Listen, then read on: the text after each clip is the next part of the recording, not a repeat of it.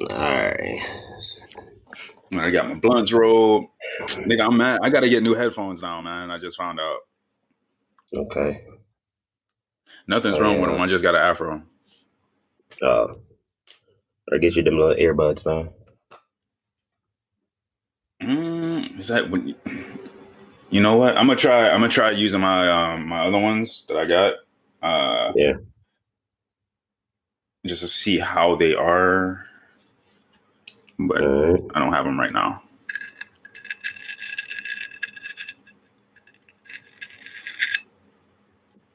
What you been up to, man? Man. I've been good, bro. Just work. That's pretty much it, man. Just work. What about you? Anything exciting happen over the weekend? I mean, I work on the weekend, so but anything happen over the weekend? Not really. No? Okay. Not I can think of. But I was kind of excited to get episode 2. That's all you want to do, man, is just record, man. Work. Well, nah, man. It was, I don't know, it felt a little therapeutic, but got a little bit of feedback. Felt kind of good, but I don't know, man. I don't know what it is, man. I'm sure there's a term to explain it, but I don't know, it makes me feel weird inside. And I don't know what it is, man.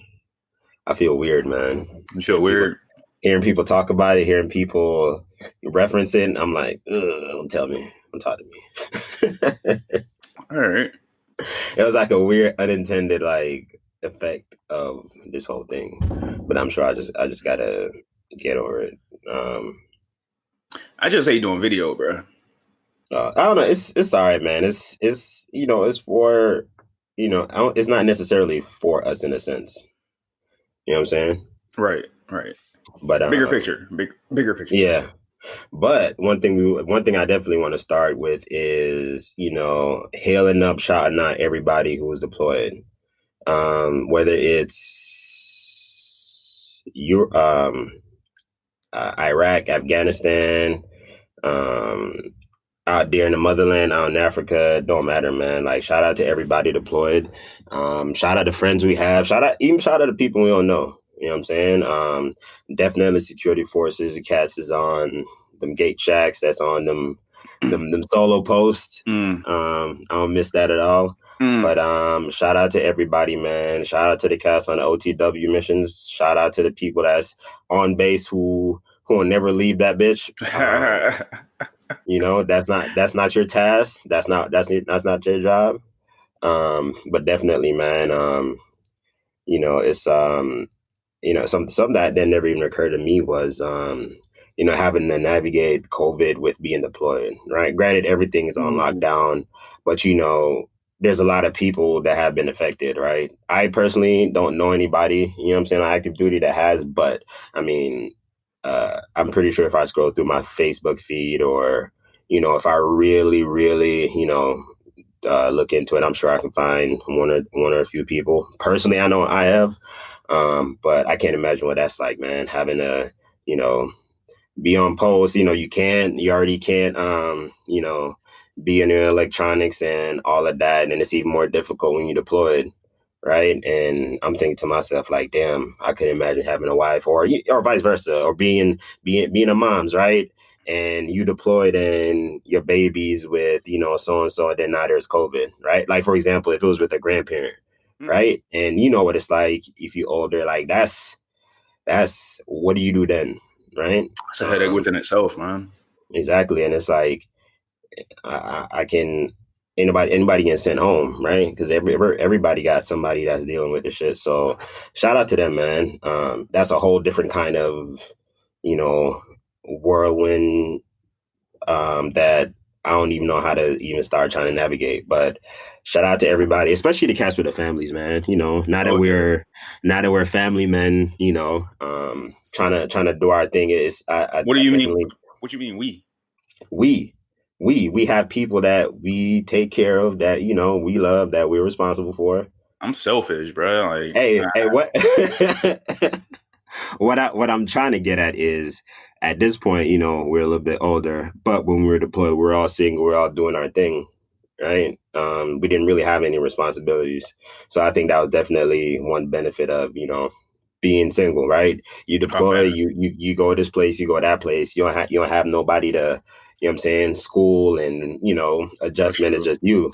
You know what I'm That's true. saying? So it definitely makes me look at my situation differently when when I get frustrated. I'm like, well, I could be doing this all the way, on some bum ass airfield somewhere, right? That's And true. trying to navigate all of that. So I say All all right. that So to say. okay, go ahead. My bad, man. Go ahead. No, no, no, no, no. I was just saying. I just say all that to say, shout out to everybody deployed. Reach out to us at Vet Mob on Instagram. We want to hear some of the struggles, some of the stories. We want to definitely shout out y'all squadrons, man. It's just such a big topic. I don't know. That might just be an episode, in itself, like trying to understand what it was like for everybody in the military when, COVID hit. But one thing that I will say is that, it's interesting how, from my assumption is that, even stateside bases are pretty much on lockdown, but it's not the same for the general populace. Right. You find it interesting? Well, the military always takes things seriously. Hey, man, hold on. Time out, man. Time out. Yeah, All right. yeah, So we already about 6 minutes in, right?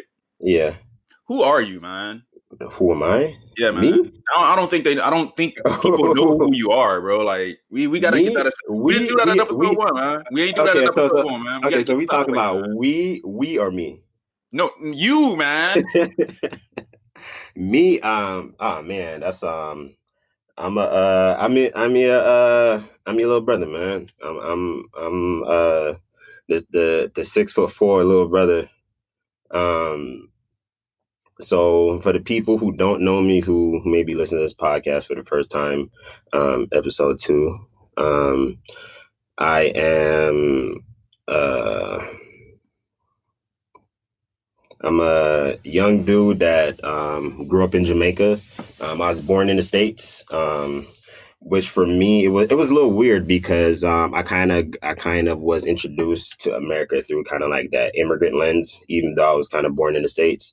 So grew up in Jamaica, lived there till I was 15, moved to Florida, lived there, went to high school. Actually, I did a little military academy for a year because I was a little knucklehead. Um, Went to regular high school, in Florida. Also got out and joined the military at 19. But I don't know. It's weird. It's weird asking somebody for me to talk about myself. I feel like that's just like you know the broad the broad picture Right. of me. But yeah, man, I'm a dude that grew up in a lot of different places. Like I said, lived in Jamaica, lived in Florida for 10 years. After I got out and moved to California, I've been out here since when I get out, 2014, Uh, 2020. Yeah, so lived in Florida, California, and Jamaica. Some fairly different places. I don't know, I feel like that. Yeah, that's like the big picture of me, man. I had the idea for this podcast came from me saying, hey, there's not a lot of content out there for veterans. And actually, let me rephrase that. There is a lot of content out there for veterans. However, it's usually packaged in this, the red, white, and blue, I love America, shoot 'em up, special forces, guns blazing, all that shit. That's not us. That's far from us. Um, don't get me wrong, I love America. I'm just not gonna do all that tap dancing shit that goes along with it. I think we both love our country, right? But I think we're also able to look at this country objectively at times and be like, hey, yeah, you can wave your flag and do all that shit, but we're not talking about that right now. We're talking about these specific issues. That don't mean we don't love America, right? right. But yeah, man, this pod I think for us is um, a group of young dudes who grew up in America, and we saw the military for what it is and what it was, right? And we want to give our thoughts on it. What do you have? Do you have Anything to chime in? Oh no. Just I don't think the people knew who you were. 'Cause, Yeah. you know what I'm saying? Like, yeah. I don't know. I feel like you got to get to know. You got to listen more. I don't know. You gotta check out the pod, man. I feel All like the right. best way to know me, or scroll through my Instagram. Right. I feel like you'll take the memes, take the baby pictures, take them old, them old my old what they call them thirst pics, Oh thirst man. traps. Oh man. Oh man. Yeah, man. And that's me. All Um. right. Um. So now that we got it out of the way, one thing I definitely is definitely going to be obvious is that in order for us to kind of be truthful and for this to become what we wanted to be, what I'm saying, we both had to taught that at some points we are going to be vulnerable and we are going to give y'all the Monday morning quarterback version of certain things that took place with us. And sometimes that's on the funnier side, and sometimes it's on the fucked up ugly side that we don't really like to acknowledge as people, right? um so pretty much us being vulnerable, so maybe the people who are listening don't have to be, because I'm sure the shit that we talked about, are gonna the stuff that we're gonna cover is definitely um relevant to a few different people, even probably some of the sisters out there. Yeah, that's um true. That's true. but I guess we only have to we have to wait and see. All you know right. That's cool. um, Yeah, because like I know for a fact, being vulnerable, like here, for me anyway, it's not really a problem. Like I've been mm. I've been held to the fire, you know what I'm saying? I've had flame jaws on, man. Jaws made out of fire, man, walking through a fucking volcano. So I mean I felt it already. So Yeah, so but for me, man, it's who I'm vulnerable around. You know what I'm saying? Like even y'all, man, there's times where I would have rather been vulnerable, than been like, ah man, I'm good. I'm a real nigga. I'm straight, right? There's times when I wasn't okay, right? When I want to say, hey man, like yo, take my gun from me. I want to go home and I want to go back to the chew or the dorm room, whatever, and be like, I just want to fucking close the doors and bawl my eyes out. But nigga, here I am, beat my chest. and you ain't got no choice but to, man. Like you Yeah, see what happens to people when they do that though, especially in security forces, man. yeah, and it's like you don't want to become, that dude, right? And it's like there's different versions of that dude, right? There's the labeler of the fuck up dude, nobody, hey, watch out for him. And there's the, oh, he's just different, right? I think there's definitely a lot of chest beating and flag waving in a sense where it's like, a lot of us aren't okay, but we really have to pretend to be. Which I think for me, that manifested itself a little bit later in my like working career, where I can now tell and say, hey, work, or hey, you guys, like I might need to have some time off, like this not right, that not right. But in the military it's like, oh man, I gotta keep everything bottled up because I don't want them to think I'm crazy, or I don't want them to think this, or Right. um and some of the realities of that sometimes is like, that can, being having what I'm trying to say, verbalizing something that's going on with you, that can automatically, let's say, disqualify you for a job if you want to cross train at a different point. Right. There's Mm-hmm. so many different things that just being vulnerable in the military can do to you unintentionally. I think some of us are like, hey, you know what? I'm just going to keep it bottled up because I don't know what's going to come of this. Right. Um, so that's I think that's all I'll say for now when it comes to being vulnerable. That's a very that's kind of a heavy topic for me All at least. right. Well, what I'm gonna do is I'm gonna go ahead and snatch my vulnerability back, man. No, you don't have to. Why? Is it yo-yo? I'm just gonna put that shit in my pocket for right now. All right. All right, man. That's cool. That's cool. Basketball, man. We was chopping it up last night. We having a little b-ball convo. all of a sudden, word is Harden can be a New Jersey net. I feel like that shit came out of nowhere, and I don't like it.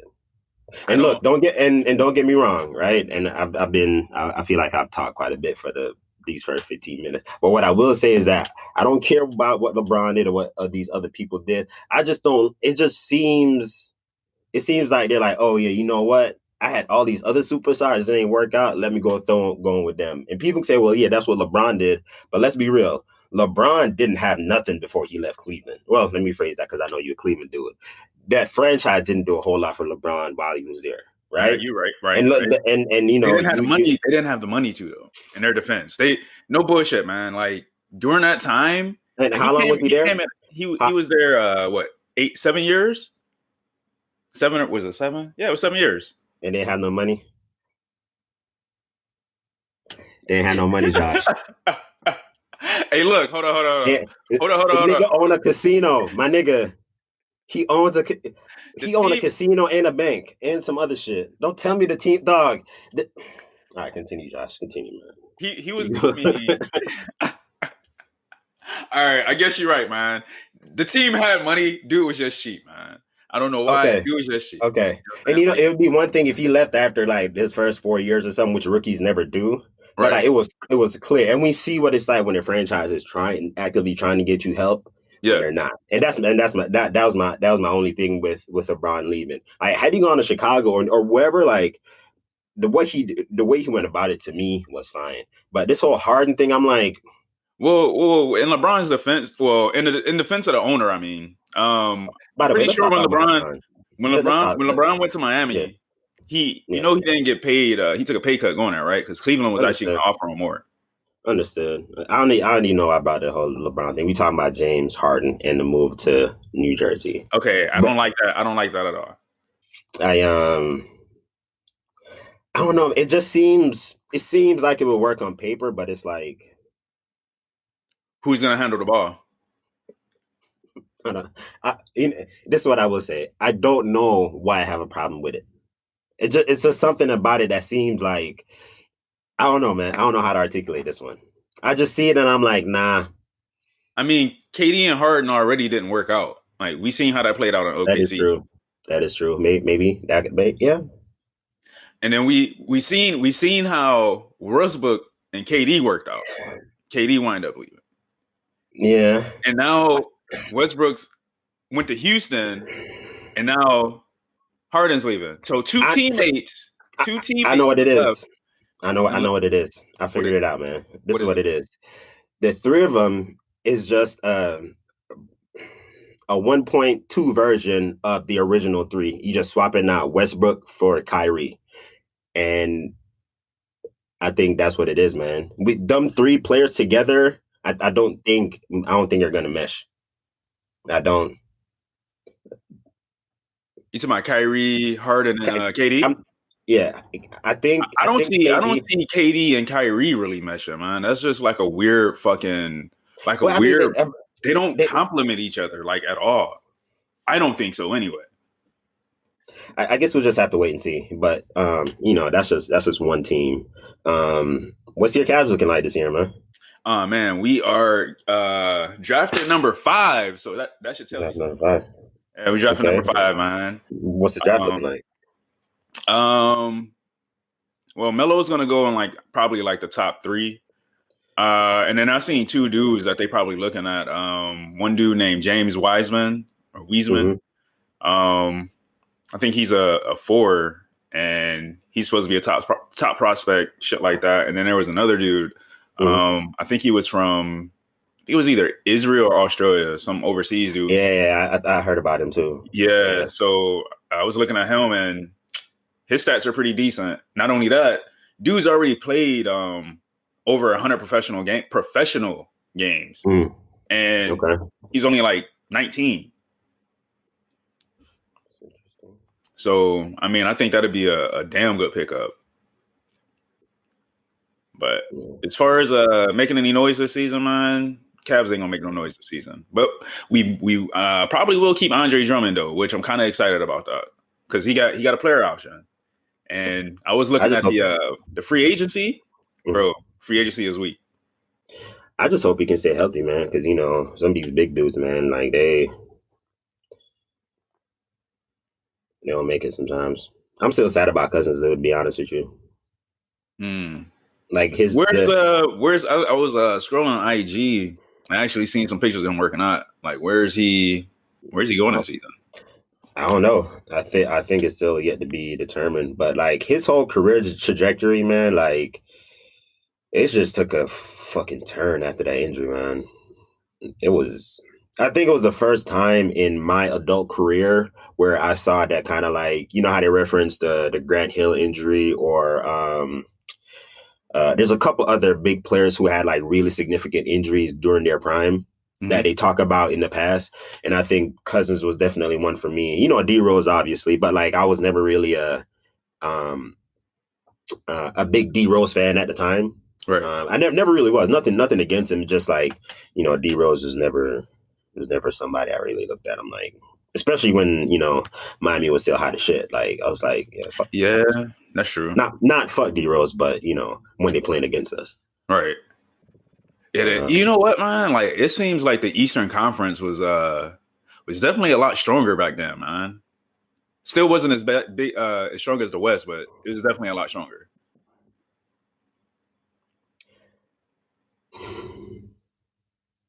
You had Chicago, you had Cleveland, you had Boston. You had Miami. Well, no, Miami wasn't. Atlanta. Yeah, they had Al Horford. Who else they had during that whole time? Yeah, but they could never make it through the playoffs. Remember that one season they went like 65 and whatever the remainder is, and got beat down by LeBron. Hey, man. There was like the Cavs were like the number 3 seed. There was a number 1 seed. And LeBron was like, yeah, that shit don't matter, man. That record was like a 341, man. Like, get that shit out of here. Oh man, 341s, man. Hey, while we at it, man. Do we want to get into it yet, man, or we got some more hot basketball takes, man, from these 2 independent journalists. Oh man, I think if we were basketball analyst. There we go. Not analysis. Analyst. We would be fired, bro. Hey, we gotta get Verfin on, man. Get some cowboy takes, man. Bruh. We gotta get some cowboy takes, man. I got memes for days for him, man. Maybe get some pre-recorded takes for him for the week, on football. I gotta get him hype. Hey, do it and get him hype. That way he just be screaming all the time. Yeah. Hey, should we do like a football segment too, man? Because I know. So let's put it this way: I personally don't really, I don't know, 1 to 10 for football. For me, football is like a 6. But I know most of my, American brothers, y'all love y'all football. So should we have like a football segment? Because I can talk about like 5 teams. I can't even talk about that many, man. And you know what? One thing I've never admitted is that like when it comes to football, dude, like there's a lot of like most of the shit about football I don't know. Like the way they line up and the pass rush and the all this other stuff, man. I'm like, it sounds cool, but I don't know what the fuck they talking about. Right? I can sit here and argue with the next dude about what's a catch and what's not. When it comes down to it, I really don't know shit about football. And I would like to say that like there's probably a lot of other dudes that don't know shit either. I'm pretty sure there are. I mean, I'm not a real, big football fan, dude. So Except I really don't. You from Texas and he played football your whole life. We ain't talking to y'all dudes, all right? We are not talking to the diehard football people. Okay, this message is not for you. This is to them dudes that, talk like they know about football, like us. Like last episode I'm talking about. I was listening to my take on Lamar Jackson and all that. I'm like, I mean, yeah, but yeah, dude, you don't know the shit about football, really. I mean, I know enough. You know what I'm saying? Like, I know players. Yeah, I know the players. I keep up with some current events on, you know what I'm saying, the Browns, you know what I'm saying? Obviously being from Cleveland, you know what I'm saying? I'm always Yeah. keeping up on Dude them. smacking on dude with his helmet. Yeah, you know what I'm saying? Like Yeah, that shit shit like was that. hilarious. Like last season that shit was awesome. You know what I'm saying? We went on to lose that game. You know what I'm saying? That was even better. Hey, one thing, I don't know. Never mind. We be getting off topic. All right. But yeah, man, like a lot of I people think, don't know about football. yeah, but it's okay though. It's okay. No, I'm not. Again, we're here to be honest, so you don't have to be. Oh yeah. keep Like pretending. I fucks with it. You know what I'm saying? I know enough to watch it, you know what I'm saying, to understand the Yeah. standings, the you know what I'm saying, the rules and shit like that. But I don't fuck with it because it's too slow, man. It's way too fucking slow. You know Yeah. what I'm saying? If it's not some action going on, I'll watch put it this way, man. I'll watch NASCAR before I watch Really? yeah, man. Shit's moving around, it's moving fast. You know what I'm saying? You got motherfuckers crashing in this shit. You know what I'm That makes sense. saying? So I mean it's excitement. The same reason why I would rather watch an NBA game over anything. You know what I'm saying? So Yeah, I think it's basketball. Well, I don't know, man. This has been some pretty good World Cup games. or That's MMA. put me in. And yeah, I think basket. How about this? How about we stick to the things that we can go into detail on? So basketball, All right, MMA. check. Mixed martial arts. Yeah, man. UFC, you know what I'm saying? Bellator, shit like that. I'm into shit like that. Yeah, we'll wrap. We can sprinkle in a little boxing here and there. All right. Is there any other sports that we mess with? Oh, football. Regular football. The rest of the you know what I'm saying, the shit that the rest of the world calls it. Not Oh, this. real football? Yeah, football. Okay. Football. Um, Wait, how do you say it? football. Okay. It's just with with an accent. Football. Or Jamaica. Yeah, y'all gonna play some ball. Yeah, some ball. The same shit y'all call it, man. With y'all weird little twangs. You know what? You know what's interesting, man? What's that? That like Americans would be like, you talk so weird, dude. Like your language is like so interesting, man. I'm like, the fuck you think you sound to me? like Yo, something I've noticed, man, like just being abroad and shit like that, and seeing other Americans do this shit. Like when they get to other places, like they'll talk like and like break their fucking words up and shit. Like, yo, why do they do that? Why do people do yeah. that? Can you understand? Like, Yeah, why are you doing that? Like, yo, you you know, being weird. But yeah, when it you comes know to what? language, man, Americans are weird. Definitely We, weird. you know what? I mean, I'm on both sides, right? Sound like our old president on both sides. But I'm kind of on both sides. Like I get it. You know what I'm saying? Seeing that I've lived in America half my life now, I see that like some of the shit y'all ask is clearly ignorant. Y'all just don't know no better. And a big part of that is, what I'm saying, like the media that could get consumed. Because like there's people out there who have asked me like, you have a TV? Y'all have like refrigerators in Jamaica, in the part of Jamaica you live? You know what I'm saying? It's like, yo, people don't know. People think we're just like, Living in huts and shit, man. we're like some fucking dirt people, man. Like, Yeah. Yeah. It's fucking nuts, man. Like I posted pictures when I was contracting in Afghan. mm-hmm. And you know what I'm saying? Like there's fucking Contract, like Afghan. yeah, I posted pictures on my IG when I was in Afghan doing contracting. And people were like, "Well, where are you at?" I'm like, "Yo, this is Afghanistan. They have grass there. I thought it was desert. Like, no, motherfucker. Like, there's no It's not there's just it's yeah, not people. just fucking desert. Like, Yeah, I think people have a tendency to interpret what they see as a reality, right? So for decades they've been showing that same fucking fly on them kids' heads in South America and Africa.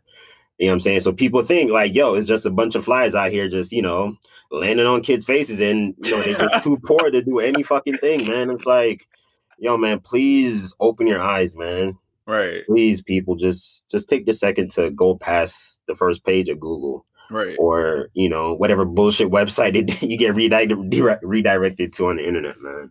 Oh man, people aren't living in fucking huts in all third world countries, man. Yeah. And you know, What the fuck? that part of that is on me too, man. Like, as somebody who grew up in Jamaica, like, you know, there's certain misconceptions I had about, you know, the US and, you know, people. One thing that was not a misconception is is is when it comes to black people, man. That shit was never a misconception. Oh yeah, they tell Like the truth about that shit, huh? like I understood that shit from the get go, man. Like when it came to that, I'm like, yep, if you move to this country or if you move back to this country, this is some shit you're gonna have to deal with. Whether no matter how far you try to distance yourself from it, whether you are, you know, in front of it or, you know, whether your people's got it like that or they don't, like being in this country is something that, you know, it is something you have to deal with. Um Yeah. yeah. Not to say Jamaica wasn't, man, but like some of the things that I see kids having to that's normalized here, man. Again, Jamaica has its own problems, but you know, as a kid growing up, when you hear about you know, like Ahmaud Arbery or Trayvon Martin, some of these kids, man, I'm like, yo, I used to run through abandoned places all the like. There's like it is. There's so many different ways. You know what I'm saying?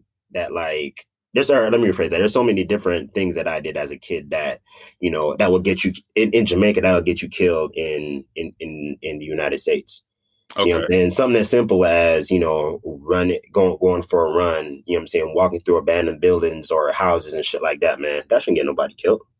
Right, You know what I'm right. saying? And it's like you and I had a question for you. So like was racism not a thing in Jamaica? Because I do know there's there's there's definitely instances of you know colorism, right? You know you know Bree, my you know the oldest out of my four sisters. right. Some I know she had to deal with when she was going to church, if I'm not mistaken. You know, I don't know exactly what happened. My mom, she knows a little bit more. I don't know if my mom ever had to deal with it. I should probably ask her, but you know, my mom light skinned too.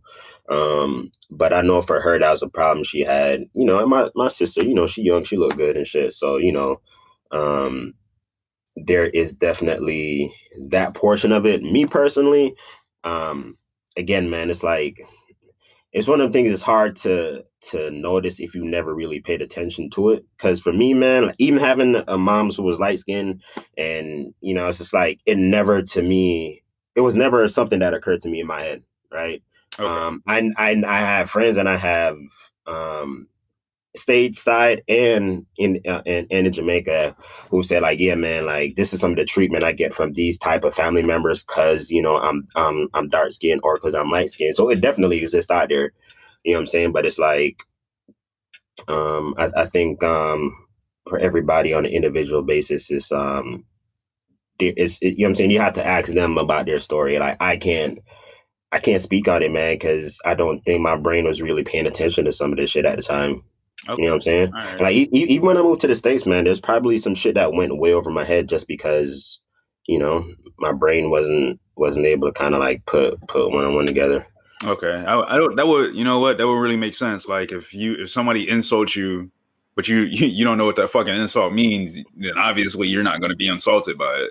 So Yeah, that makes perfect fucking sense. I like that. yeah. So and like I said, man, for somebody like my sister and having to deal with being light skinned and having people look at you a certain way because of that, right? I've never remotely not well. There's my last job. You know, motherfucker was you know, making black jokes about what you Mm. call it, about me being so dark or whatnot, and you know, what can you do about that shit when they go ahead and promote him after that? You know, so I think that is probably the biggest issue I've had at any one point. And you know you got your supervisors that'll be like, oh, you know, I don't stand for this type of thing, I'm gonna get to the bottom of it. You know, they get you all hyped for that shit, like, yeah, I'm gonna take care of it. And then you know Oh yeah, by the way, we're promoting so and so, huh? Yeah, that's fucked up. I would have been hot. I would have been hot, man. That's you getting to the bottom of it. You made the gap between me and him that much farther now. Right. Yeah, man. um, I don't. Them black jokes that motherfuckers be telling, man. Like, yo, that shit ain't funny, man. Like, yeah, you walk, you know, and walk across one bridge, you don't walk them all. You know what I'm saying? Like, yeah, nigga, we've you heard them know, all. we was talking to the homie the other day, and his response was, "I always wanted to smoke with it whenever motherfuckers did that." I look back and think, I kind of chose. I know I chose my moments. I looked at him, I was like, damn, I wish I could have always been like that, but me personally, it's even when it's a moment with race, man, my outlook was, hey, I can't react how they think that I'm going to react because that would only make shit worse. Even if I would be justified, right? So I definitely pick my moments, but like looking at it now, man, it's like now that I'm older, like I'm shutting that shit. I'm shutting that shit down now. You know what I'm saying? And it's like it was a little bit harder, for me personally. I think it was a little bit harder for me to find my voice. You know what I'm saying at that time. But now, man, it's like, and even when you do, right? Even when you do want to smoke, even when you do call the shit out, right?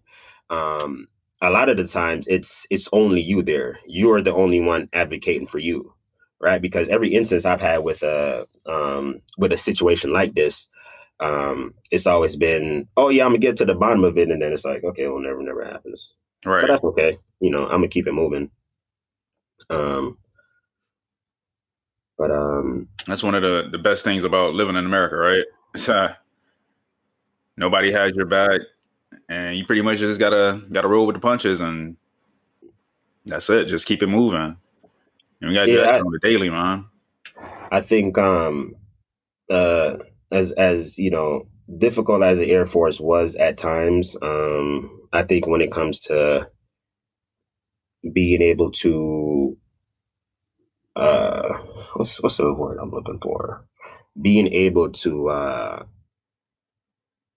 distance yourself, what I'm saying, from certain, even when it comes to work and still operate and do your job. I think in the military, it's at times it can be easier to compartmentalize that. But for me, when I've had, difficulty with people at work, it's almost like that the whole time I'm at work, I'm like, fuck, man, like I don't even want to be here no more. Right. It's like I just want to go find something else. But it's like when I was in the military, I knew that, hey man, like regardless of how you feel, like you got to deal with the shit. You're here. This is the decision that you made. Right. Right. You know what I'm saying? It's like I knew what I was getting into in a sense. Right. Right. And it's like when I joined some of these civilian companies, it's like, some of the shit that they do and their values and the shit that, they condone. I'm like, yo, this is not what I signed up for. Right. And, I think just as easy as we can leave a company, it's even easier for them sometimes to, what I'm saying, to get rid of us because for like California, it's an at-will state. So you can fire pretty much anybody any given time. Same in Florida, man. Actually, in a process of a fucking lawsuit with a company, who claimed to have fired me at will, but shit was retaliation. Yeah. But we dive into that shit, you know what I'm saying, much fucking later because I can't Yeah. really give details on that shit now. So Oh yeah, that's right. So BMT, man. I know we chopped it up on that last episode. Was there anything we feel like we didn't cover or didn't really get into? yes, man. What motherfuckers think BMT is? That shit you seen in Full Metal Jacket? You know what I'm saying? Oh yeah, That's not BMT. All right. Well, at least it wasn't in the Air Force. You know what the fuck yeah. we did most of the time? We clipped string and rolled fucking socks and t-shirts and clipped more fucking strings And and get with yelled the at. class. There's a lot of class. There's a lot of Yeah, fucking class yeah. and a lot It of was standing and shutting the fuck up. yeah. There's a what's the phrase, man? It's you hurrying up to do nothing. You know what Hurry I'm up and wait. saying? Hurry up and wait, man. Yeah, I don't hurry know up and why. wait. Why did I say hurry up and do nothing? Yeah, hurry up and wait. That's just I'm like like, your origins. hey, you gonna leave me alone in the way I talk, man. All right. You gonna leave me how I talk. I saw me talk, right? I got you, Brethren, man. that's some I talk, got all right? You gonna leave me be. All right. But yeah, BMT, man. There was I know last episode we kind of hopped around. I know we hopped around a lot, but I know we touched on the food, the jobs. Did we talk about the jobs, the Mm. different jobs? Right, there's the dorm chief. Right, there's the element Oh yeah, leaders. yeah. Right. I think our dorm chief. He was this Hawaiian dude, man. I know I talked to him a few years back, but this was Hawaiian dude, man. And one thing I realized about the military, and it's really so evident in BMT that it's like one person can put so much pressure, exert so much pressure on the other person, right? It forces them to pretty much try to do whatever the fuck they can to to figure something out, right? Because it's like Right. like I remember them nights where you hear the dorm chief just getting fucking destroyed in the room, right? Dorm chief, dorm chief, you dumbass over here, lock the door, right? And he just tearing into him, man. And it's like all that means is everything, all that shit he just put into him, right? He just winded him up like a toy soldier, right?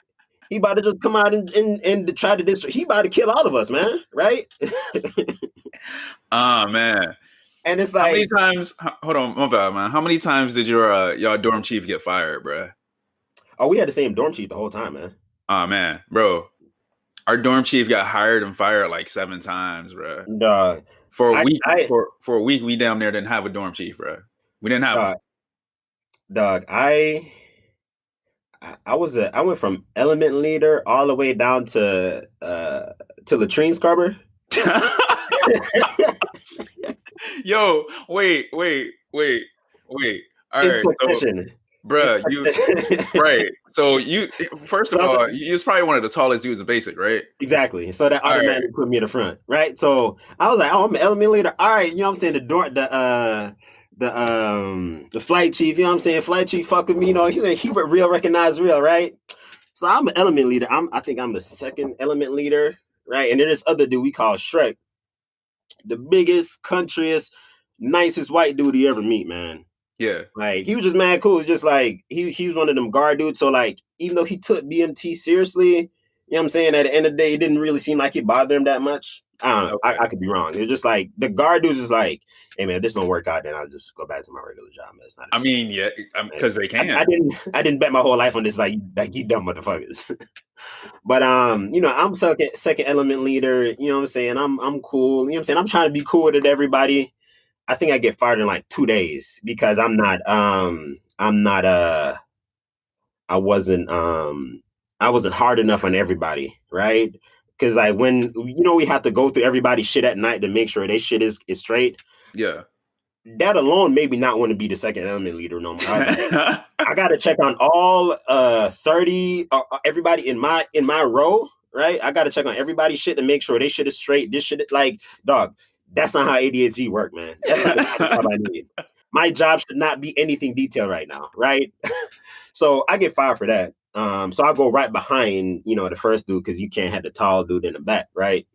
So I went from that to I think I got hired onto the laundry crew, right? So I'm on the laundry crew for a good couple of weeks and I'm liking it, dog. Like this laundry crew was cool, right?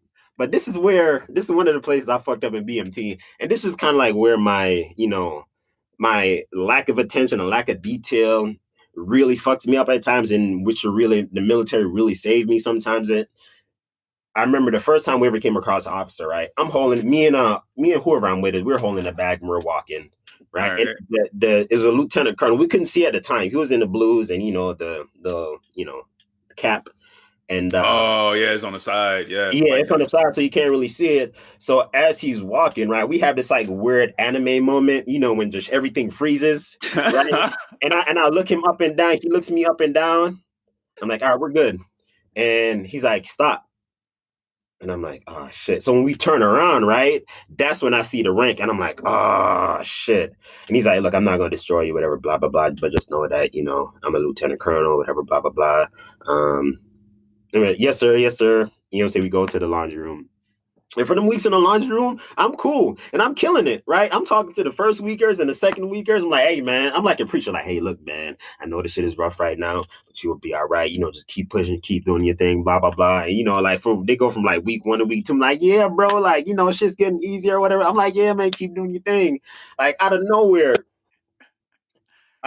one night, dog, everything is going straight. And it's like, who the fuck's been using my pissers? Everybody go silent, right? Because like my thing was like, I don't want to go into the latrine, just to take a piss, right? I don't want to go to the toilet, just take a piss. Just let me go to the pisser real quick, right? Yeah. So apparently, right? Somebody left a pube on the goddamn on the pisser, right? Right? Nobody knows, right? Nobody knows whose pube this is, right? But it's black and it's curly. Oh man! Wait! Hold up, though. I mean, black and curly can be any fucking body. I know exactly, right? And so everybody's quiet, right? And so he's like, "I'm gonna find out who the fuck it is," right? I'm like, "You gonna go around ripping down motherfuckers' jaws?" Trying to match a pube. How the fuck you gonna find out whose it is? What the fuck out of here, bro? So, right, I'm like, all right, as long as everybody stay quiet, we should be straight, right? Because in my head, I'm like, yo, I was the last person to use it, but that don't mean it's mine, right? Right. And my thing was like, I don't even know which pisser he found the pube on, right? Because it's like, it could have been the first one, but I used the fourth one, right? So I'm there silent, I'm silent, nobody's saying nothing. All of a sudden, Thor, get your dumb ass in here now. I'm like, fuck. The dude that cleaned the pisser, he fired him, made me become the dude that cleaned the pisser, and gave that dude my laundry job. So you was a latrine queen? Yeah, man. Oh man. Yeah, man. Something I didn't mention that I forgot that I did do on Laundry Crew. Which is pretty fucked up of me. But when I got to that my third flight, I was charging them motherfuckers to make their laundry like extra fucking clean, man. Like no bullshit. Hell yeah. I would have done that shit too. If I'm doing extra work. Yeah. Yeah, man. Come up out that evil part, homo. That's what I would do. Fucking I tell them like, yeah, cause I bought Tide. You know what I'm saying? Like just for that purpose at the little shop app. We was allowed to go. You are one of them extra clean ass dudes for no reason. Yeah, hell yeah. Everybody else would get that cheap shit. The other dude that did Laundry Crew, he'd get that cheap shit. Yeah. Motherfuckers wanted me to wash. What was so enough of jobs. What was it like the first time you saw what the snake pit was? Or what happens to motherfuckers who end up in a snake pit? Because that's one thing. That's one part of BMT I didn't experience personally, but I always had to make sure like, yo, these motherfucking facing movements, like these shits is gonna be fucking tight every time I turn that corner. Cause I'm not gonna body here. Hey, you get your dumb ass over here. Because every time I saw somebody go to the snake pit, they came back crying. I'm like, dude, I'm not going over there, man. Like, I can't. I got caught to the snake pit once. I had did something for the I had did something for the TI, and I asked him. I was like, you know what I'm saying, them reporting statement and everything. And I asked him, well, sir, if I do this, can I please get, you know what I'm saying, a little extra time to eat? And he's like, yeah, don't worry about it. I'll make sure you get something to eat. So I get called up to the snake pit after I was done. And he's like, yo, did you enjoy your meal? What do you have? Bro, I was so excited. I was like, yeah, I had some of this. I had some of this. And no reporting statement, none of that shit. Oh man. Yo, he goes, it's nice to know we're fucking friends. Nice fucking recording thing. Yo, I don't know what it is about TIs, man, but they know how to make you laugh in a moment, man, and be serious at the same time. I don't know how they do it. I really don't. But that snake pit, man, like it like I still think about it till this day, man. Like even as an adult, man, I still think about like, well, not me personally, but like remember being so fearful and not wanting to get called over there. I'm like, nah, man, all they do is make dudes cry, man. Like I'm good. Yeah. Yeah. I don't. I don't know. Um. I've seen like that shit was funny as fuck to me though. I ain't gonna lie. Like watching other motherfuckers get yelled at and it's not you, like Oh man, I remember my one the most memorable memory I have from BMT is zero weekers showing up, right? And they're tearing them apart. And some dude, he's making it out to exit, right? And I don't know what happened, but I remember sitting there eating with the some type of raspberry salad dressing I put on my steak because it made it go down my throat faster. Pause. And I remember that is a blue robe. He's destroying this little dude in his he had a baby blue t-shirt on and some shorts. And he's destroying him, right? Tearing him apart. And I remember seeing the TI flick the light off, right? And all the other TIs got up like he fucking summoned them niggas like Scorpion and some shit. And like they all fucking moved over there together like a fire team. Like I said, everybody, yo, we gotta go now. I'm not staying here. Dog. We need to get the fuck up out of here now. But I don't. It was so weird, man. And you know, it's like when you're there, it's like you.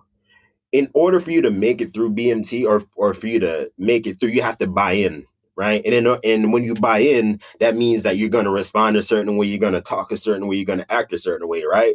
But one thing I never understood about the military, right, in general, is that is why is it that you're allowed to get yelled at and just talk to in whatever kind of way?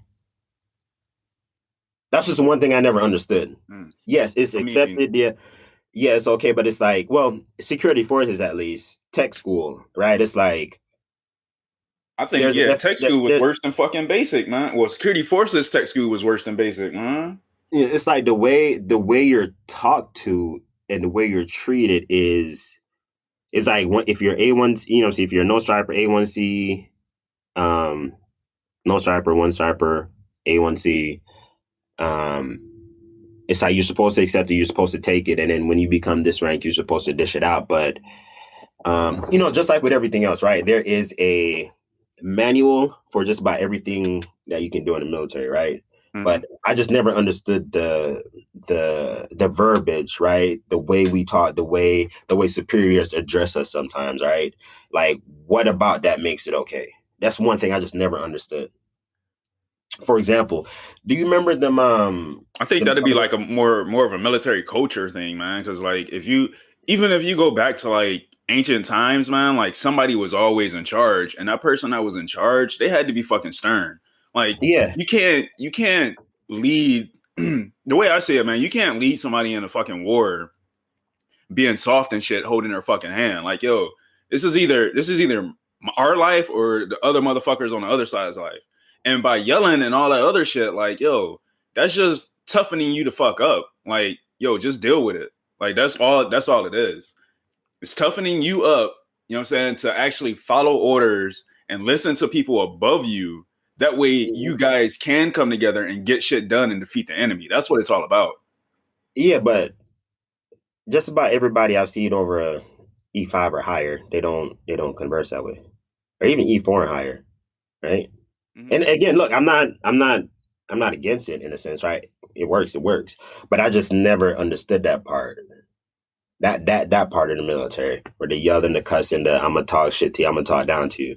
I mean, you gotta get it understood that the person above you is in charge and you're gonna fall in line and do what the fuck you say. Agreed. But for example, right, how many staff sergeants you ever see get dogged out?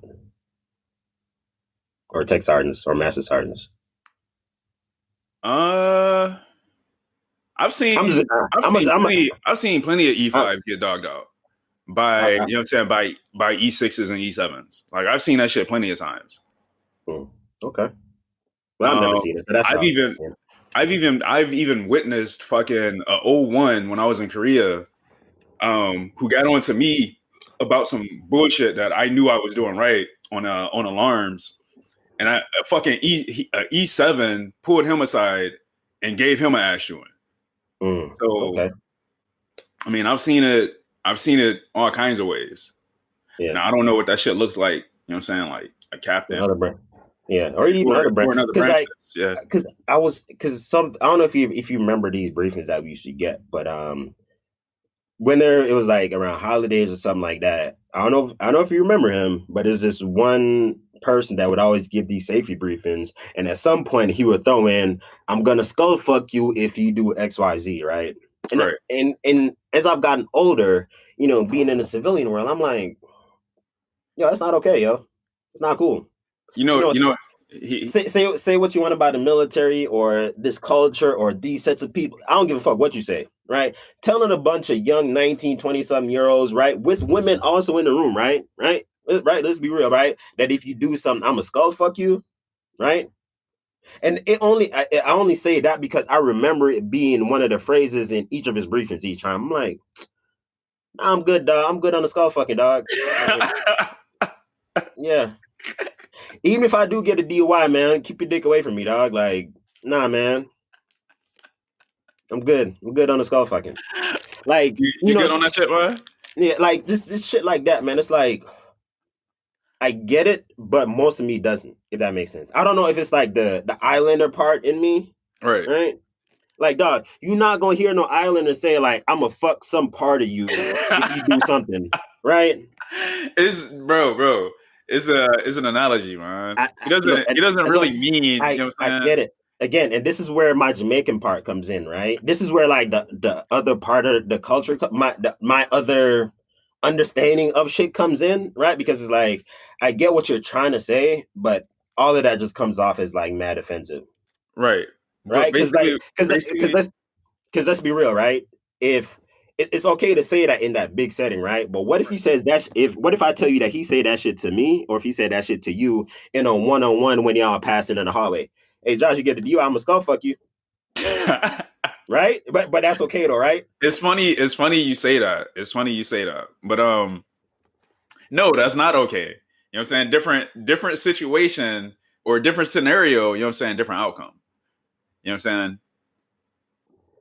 So, but what basically what I'm a skull fuck you means is what I'm about to do next. You're not gonna like it. It's not. It doesn't mean that it's gonna be sexual. No, I get. Look, I don't need you to explain to me what the phrase means. I get it. In order for you to actually do that, I probably need to be dead or dying or have a hole in some part of my face. I'm not talking about the actual act of it. What I'm saying is the fact that you say it, you know what I'm saying, 2 to 3 times each year around, you know, Christmas and New Year's, right? And it's perfectly fine. It's very telling to me, right? And it's like everybody else be there like, yep, he gonna skull fuck him, like, so that's okay, right? Right? The whole chain of command in here, right? It's cool if this motherfucker skull fuckers if we fuck up, right? Right? Yeah, man. Why ain't it? So if I fuck up and get a DUI, right? Y'all gonna punish me, plus I'm gonna get skull fucked, right? Yes, man. That don't make no sense, man. The skull fucking is the cherry on top, man. Hey Thor, I tell you I was gonna skull fuck you. Well, he did warn me, so it's my fault. I don't know. It's just something about the military and them broadcasting what they're gonna do to you if you fuck up. It's just weird, man. That's all. I mean, yeah, it was. So hey, tech school, man. Tech school. Oh man, how much time we got? We got plenty of time, man. We might have to chop it up a little bit, but all right, shit. This tech school shit might have to be full parts because you I gotta don't know, remember. I didn't go to tech when I went to tech school. I didn't originally go to security forces tech school. Yeah. So after you leave basic, you know, pack your shit and you're on the bus to, where was it? Keesler. Keesler. Okay, so you get Yep, to in Keesler. What was Biloxi. that like? Oh man, it was fucking awesome. It was awesome, but it wasn't awesome because like off base. So like, you know what I'm saying? Like it's 2006, right? Damn. And Okay. it's the, you know what I'm saying? And It's the Gulf Coast. It's and the Cleveland 2006. Cavaliers just lost in the finals. No, that's next year. That ain't even happened yet. That's next year. Oh, that was the 06-07 season or the 07. Yeah. Yeah, 06, okay. 07 season, yeah.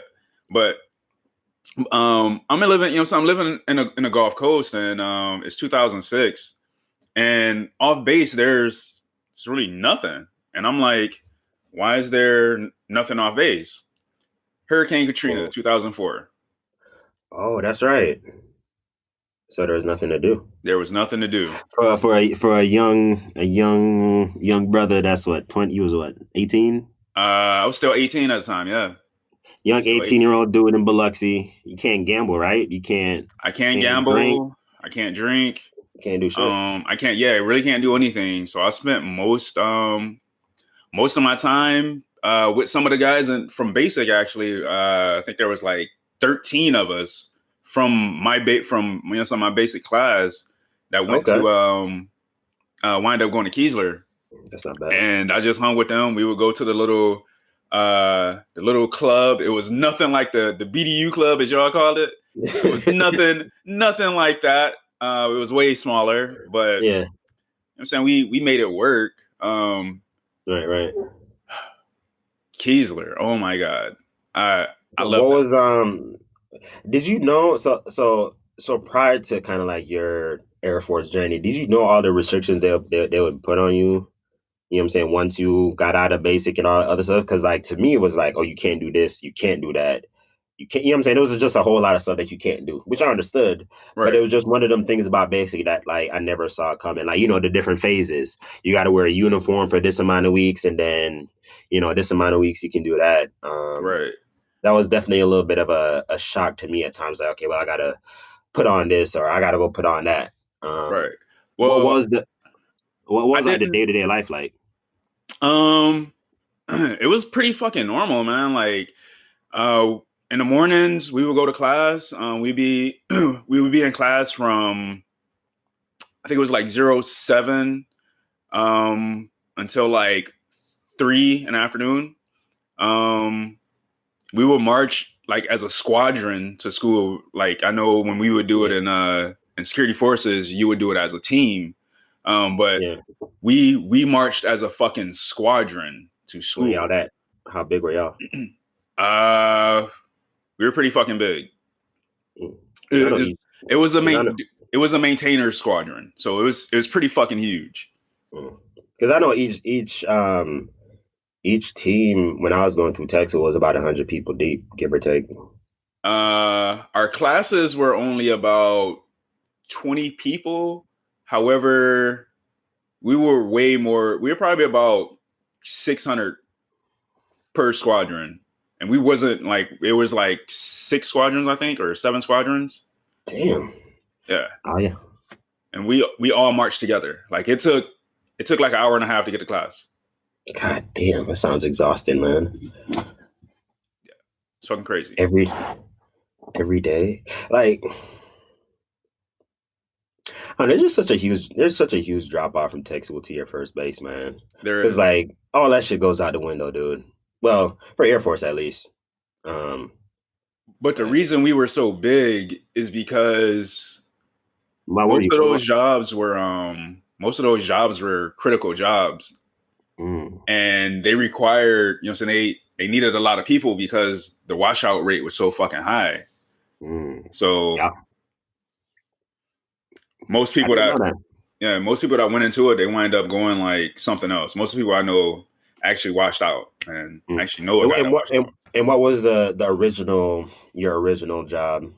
Mine was integrated avionics. I just didn't pay a fucking attention. Like, I could have passed that shit easily, but I just didn't pay attention. we had civilians as fucking instructors, which is why I didn't pay attention. Because you wasn't scared of them? No, fuck no. Like coming out of basic and just dealing with military and the motherfuckers yelling all the time, and then meeting the MTLs, and the MTLs are like laid back, soft as shit. Like there are only, you know what I'm saying, military leaders. And then going to class, you know what I'm saying, like civilian instructors, all they would do is just yell at you and make sure you ain't fall asleep.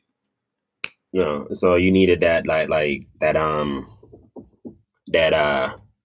what's the phrase or the term? I don't know. So you just needed somebody to be hard on you in order for you to like do what you're supposed to at that phase. Pretty much. And then what happened when you what was the process of you flunking out of tech school? Was it like you get like a 2-strike thing? Like how did that work? For me, it was a 2-strike. For most other people, depending on what specific AFSC you had, Army MOS, depending on which one you actually had, depending on how many times you could fail. Like there was one job, I think it was called PMEL or some shit like that. I still don't know what the fuck it is. But their tech school was like, I think it was like 9 months or some shit. Okay. And how long was yours initially? Or how long was yours supposed to be? Mine was supposed to be, I want to say it was like 2.5 months. Okay. And I was just pretty much learning about electronic circuits, DC, converting DC to AC, how to like using an inverter, resistors, going over amperage. Electrical engineering type shit. Yeah. Okay. But I didn't find that shit interesting. Like, so you just had to take your ass to security forces, huh? Yeah, I ain't even asked to be security forces. I didn't even want to be security forces. Like, that was the thing. Like, being at Keesler, like we could walk off base and stuff because base it's kind of small, but we can walk off base and right off base. There's like a little corner store, and I would always see like the same dudes at the gate, which was crazy. And that right there turned me off from wanting to be security forces. I was like, yeah, fuck that. Like, this motherfucker's at the gate by himself. You know what I'm saying? Granted, it's not busy, but that's some boring shit. But yeah, man. So you flunked out, or so you fail your second test. Then what? They tell you can't be here no more. Or how did that whole process go down? So I had an option actually.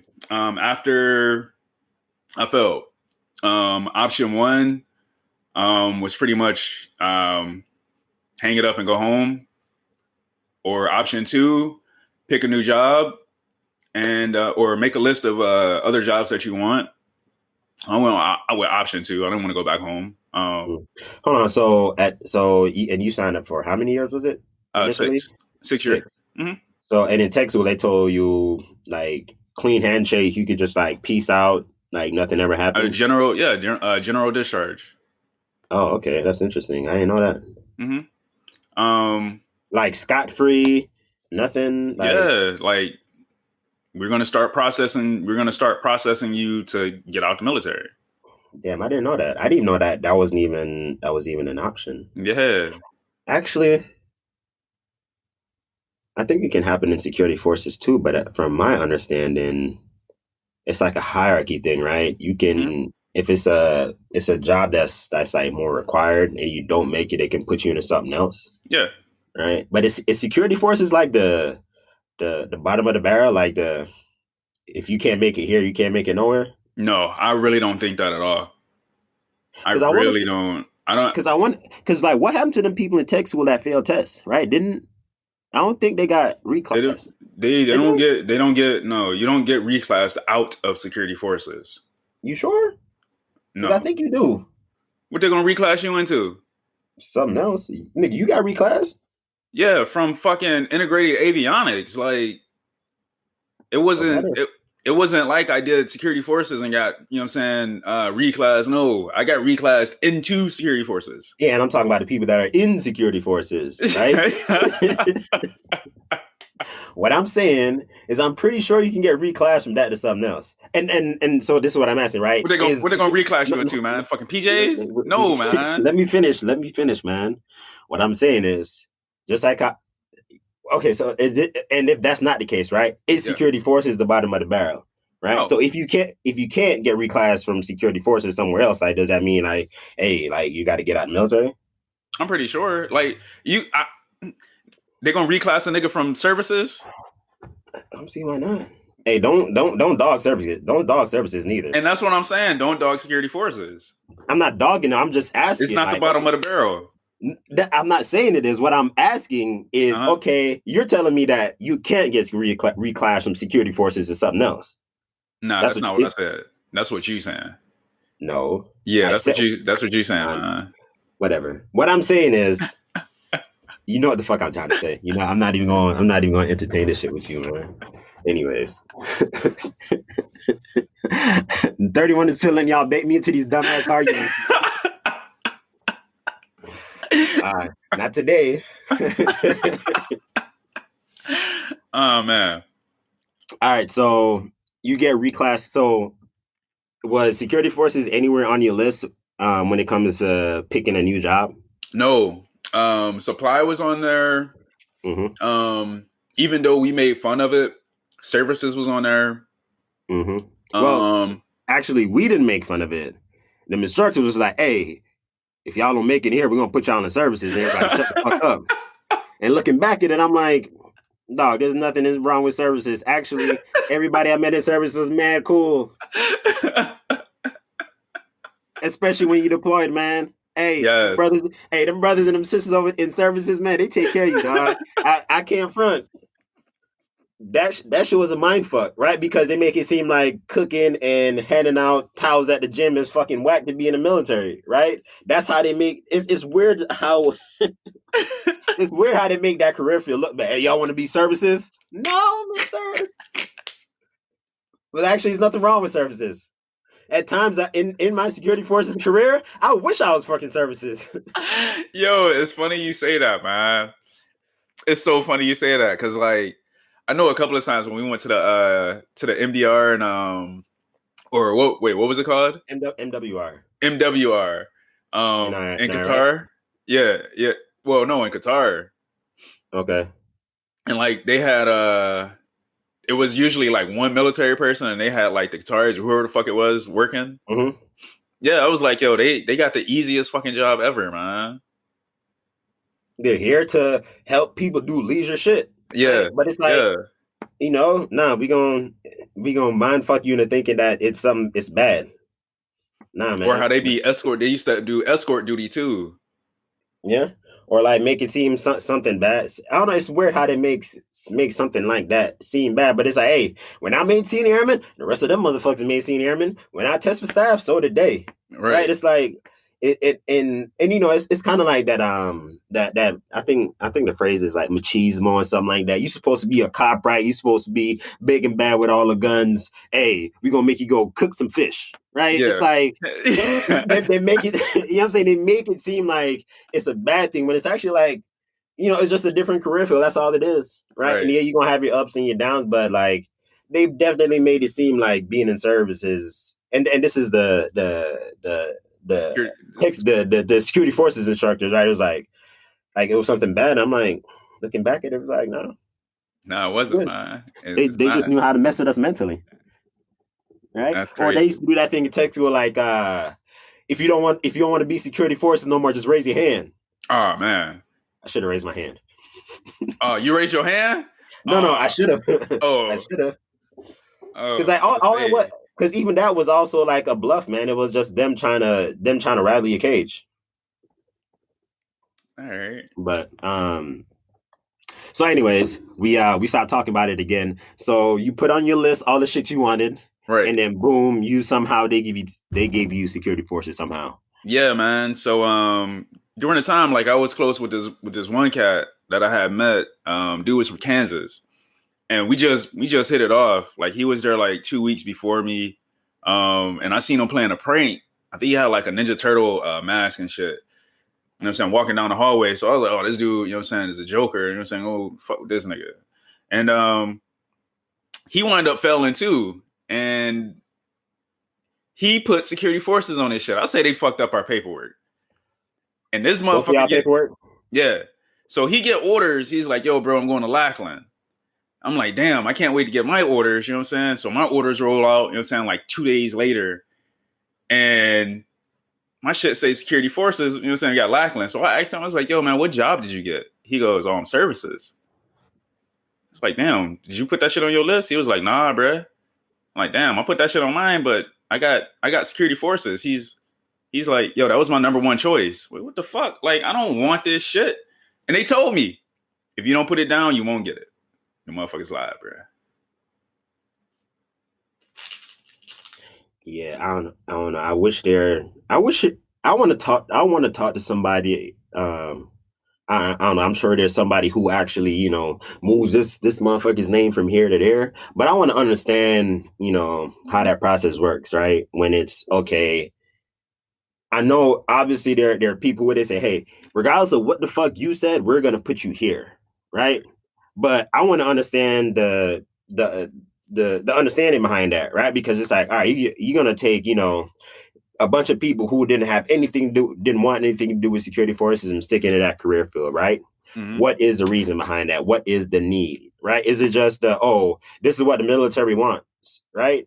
I mean, But in our actuality, each security forces squadron, from my understanding, unless you're like a Korea, right, you're getting a few troops, maybe a few times a year, right? yeah. Because it's what you take them 100 people that was just all on team together, and then within a week they're all at new bases, right? So each week, security forces is turning out, I'm gonna say, let me rephrase that. Every month they're turning out, probably a few hundred people, Yeah. right? But you got to think though, how many a big? I know when I was going through tech school, like a big majority of people went to PRP. Yeah, So in Korea, there's a lot of people going to Korea oh wow, for well that 1 year shit. yeah. So that's something that I would like to understand a little bit more is the logistics behind it. It's like, okay, well, you have a bunch of people who clearly don't want to be this career field, and also what are the effects that come with that, right? Mm-hmm. This is not the job you want. This is not what you want to do, but you got to do it anyways, right? Because it's the military, right? I think it's an unspoken topic, but it's like, imagine if you're in a civilian field, right? And you go do your interview and they say, hey, this is a job you're going to do.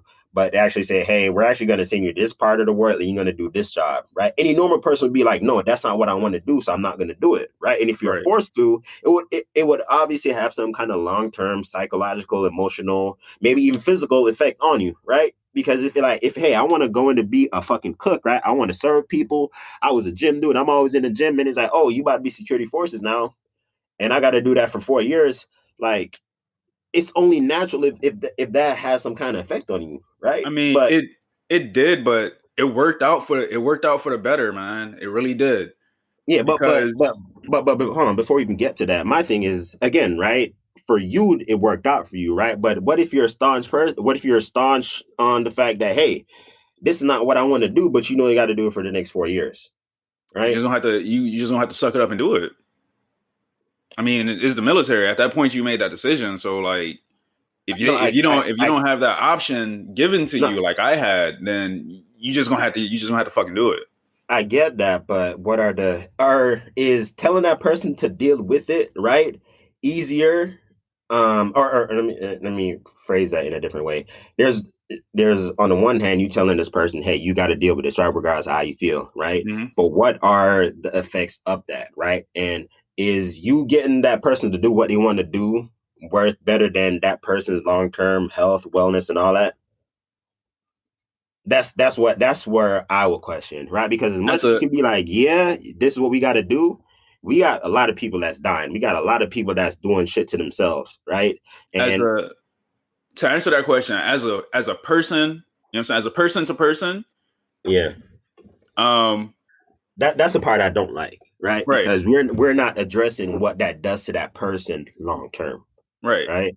That's the part that I want to get your thoughts on, because I think we're when it comes to being resilient and being able to kind of like just bounce back, that's the thing that's in all of us, right? But for some of us, right, there's the days where it just becomes too much, right? It's not what I wanted. It's not what I wanted to do, right? We see what it's like for somebody who's in the military doing their job, doing exactly what the fuck they want to do, right? We know what the fuck that look like. That shit looks great. But, I just think about, hey, this is not what I wanted to do, but I'm stuck doing this for the next 4 years. You got to keep an open mind going into it. And as person to person, yeah, it's gonna, you don't want to be that person to tell somebody, yo, suck it the fuck up and just do it. But that's a part of military culture. You know what I'm saying? Yeah, we might sound that way, but on a human, we're all human. On a human level, nobody wants to do that shit. So yes, people do feel, you know what I'm saying, some kind of empathy. But it's not Do we about show that? Do we show that? No, like, no, we don't. We don't show it. We have it, but we don't fucking show it, but we do have it. We have that same feeling. But it's not about the person that you had to tell, you know what I'm saying, or to do something that they don't want to do. mm-hmm. The big picture is the big military. You got to think of it bigger than yourself. So you endured you endured this little bit of suck. You know what I'm saying? This fucking very minute, you know what I I'm feel like there's saying, a lot of stuff, bit man. to help out the bigger picture. Yeah, it might feel like a lot, but in reality, it's not.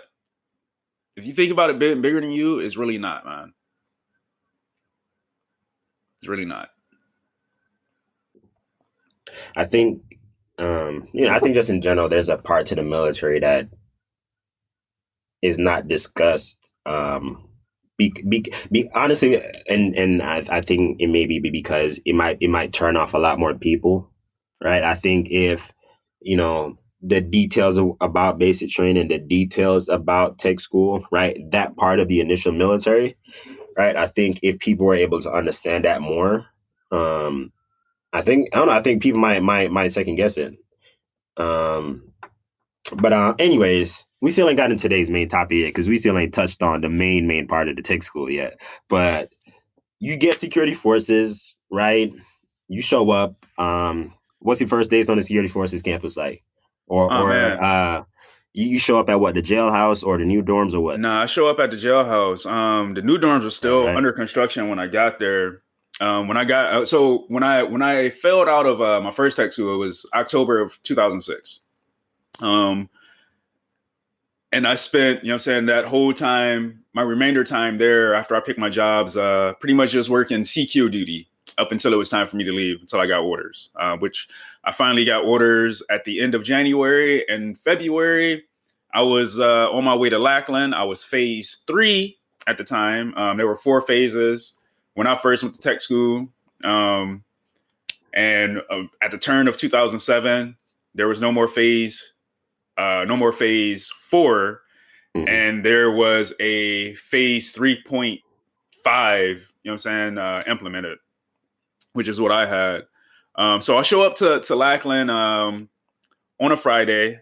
I remember it specifically on a Friday because I was like, yo, I'm going to go out this weekend and see what the city of San Antonio is really like now that I can wear civvies. So I get to Lackland. It's about 3:00 in the afternoon, and I see everybody lined up, and I'm there. I get there in civvies, and I pull up in a fucking taxi. Mm-hmm. You know the opening scene of the intro of Fresh Prince of Bel-Air when he pull up in the taxi and shit. Yeah. In front of the mansion. Yeah. All right. So I pull up looking like that, goofy as shit. You know what I'm saying?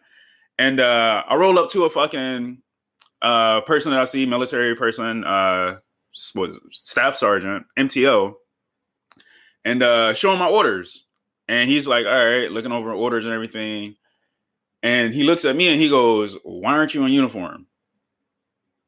I was told to fly in civvies. So he goes, well, go get in uniform. Y'all are on lockdown.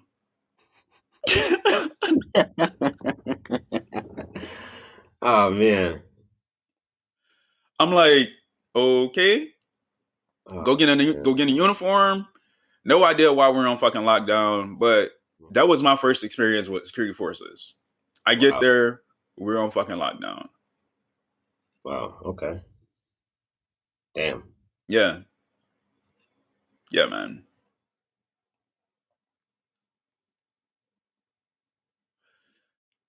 You gonna be Just like that, we're back.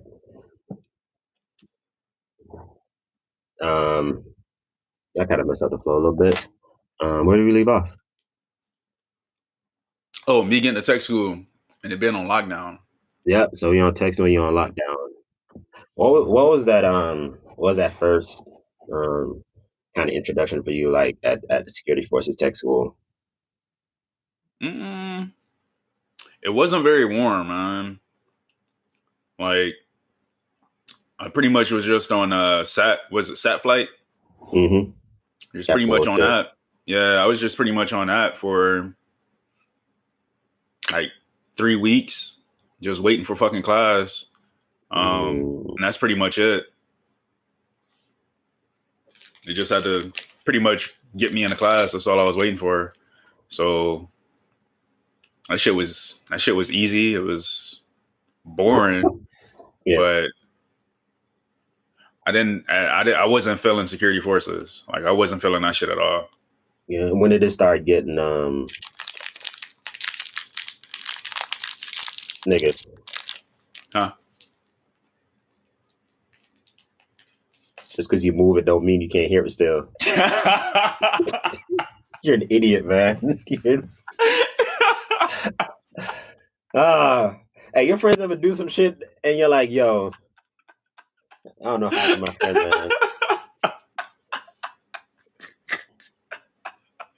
You act like you went outside or something and the noises is going to disappear. You think just because you turn your body a little bit, just because you turn your body a little bit. Oh man, hey, why are you calling me out like that, bro? I don't know, man. You just, I can see you. That's why. You can't see me. I can see you. You probably think because I can't see you right now, right? Because if I can't see you, I don't know what you're doing. Exactly, man. Oh man. My bad. My bad. So you get to tech school. When did it start becoming fun for you? When did it start becoming interesting? It didn't really start becoming interesting to me. Well, let's say I started getting interested when we started doing like the when we got the bullies. Oh wow, that was a. I mean, so what about the classroom, the initial classroom part, the learning the different movements with the pistol, how to bust somebody, how to crack somebody face open with a butt stroke. I didn't like it. None of that. What about being able to? Well, y'all was on lockdown, but so bullets was the first time shit actually became live for you. Yeah, I mean, it Okay. wasn't until bullies. Okay. But Well, I started getting interested after our visit to the Security Forces Museum. hmm, That's when I started getting interested. okay. What about it stood We out, if anything in particular? I don't really remember, but I do remember me liking that shit. Just going through with the because I remember we had got a like a scavenger hunt paper and we had to go around and find shit, you know what I'm saying, look up Hmm. shit about the, you know what I'm saying, the history of security forces and shit like that. Just like the history of, you know what I'm saying, the job, like Hmm. that was something that was different, especially coming from integrated avionics where they didn't really have like that pride, you know what I'm saying, for their job. It was just pretty much Right. Right. here's a fucking manual. This is how you do this. This is how you do XYZ. You know what I'm saying? Like it was nothing that stood out to the job. Like you were just there to fucking fill a position. Whereas being in security forces tech school, Hmm. it was like the career field itself had a personality. Okay, that makes sense a little bit.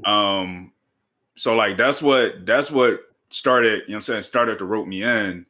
And then especially when we got the Bullis and, we're doing the all the movements out there, the shit that we had been reading about, the shit that I thought, that shit is boring. Like, why are we just reading about it?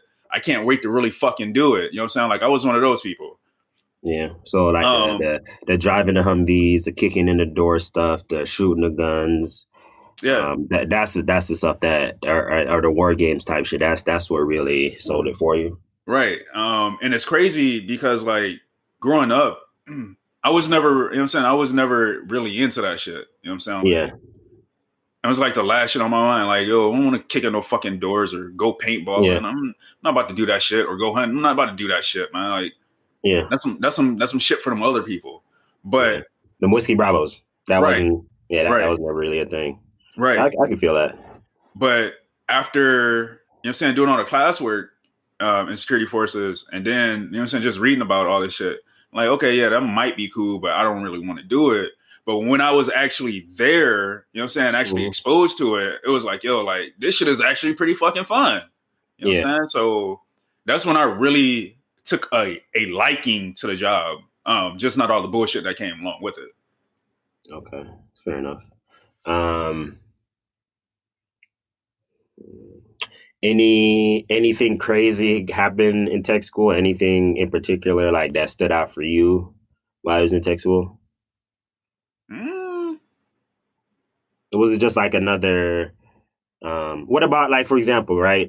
You go from high school, obviously, to the military. What about having that freedom? What about, being able to socialize? Well, there wasn't any social media, so we just had to go outside. Oh man, really. That's another thing, man. What was that like for you? Did you get to like, get cool with the people that was in your that was on your team? What was that part of the tech school like? Not really, man. Like, I was cool with a few people on our team. I do remember there were two guys that came in on the what was it called? The green to blue program. They were Army and came over to Air Force. I had one guy like that too. Like those guys were pretty cool. I hung out with them a couple of times. But you just like a solo dude for the most part? I wasn't solo. Like, I had friends in other squadrons. Remember, I was at a different tech school. Oh yeah. And so you didn't know all of them already. So right. You know what I'm saying? Like, and most of these cats, they they got to tech school, together from basic, you know what I'm saying? So they already had been kicking it and clicking. Right. So, you know what I'm saying? Like, you was a new guy. I was a new dude. But I knew I knew who was in charge. I knew the ropes and shit like that. Like, I knew everybody. Yeah. I was generally like, you know what I'm saying? Like, I knew everybody. Motherfuckers wanted to hang out, but you know what I'm saying? Like, yo, I don't really know y'all. Like, you don't mess with everybody. I'm a part of y'all. Yeah, I'm a part of y'all, but I'm not one of y'all. I don't really want to hang with y'all. Like, y'all niggas, y'all real cops. Y'all wanted to do this shit. Like, I didn't want to do this shit. We have nothing in common. So pass the job. Right. So I was saying about my homeboy who wind up getting orders of Lackland, and him being supply, and some of his people that he actually knew from his basic were still in tech school because I guess tech school was just that fucking long for him. And I would hang out with him and I met other people. Yeah, I mean, well, he knew so many other people, you know what I'm saying, that nobody in the cop squadrons knew. I would just hang out with them. Yeah, okay. That way, when shit happened, like, yo, Airman Grant's not even over there, you know what I'm saying, because he's way the fuck over here. Yeah, definitely. There's always some kind of weird shenanigan going on where a group of people get in some bullshit and it's like, oh, you're back on lockdown. Right. And we stayed on lockdown. Like, even when we were on lockdown, I was kind of rebellious because I was jealous that the cops are always on fucking lockdown and I didn't do anything wrong. But my homeboy who's fucking doing supply, this motherfucker can go out to the clubs and shit. One team, one fight, huh? I would living in a jailhouse, I would sneak out, man. Fucking sneak out, go off base, and I would come back in the morning. Dude, I was never a sneak out kind of dude, man. Like, even before the military, I'm like, nah, man, it just seemed like it's too much work. It was a lot of work. Like my tall ass trying to sneak in and out of shit, man. That shit don't work. It made it easy for me because I lived on the first floor of the jailhouse. I was on the third floor. Ooh. Yeah. And then I stayed in the what quad was that? 1, 2. I think it was the third quad. Back, no, in the back left. Mm. I was on Front Street, man. That's crazy. So I think it was eBay. All right, so where are we at now?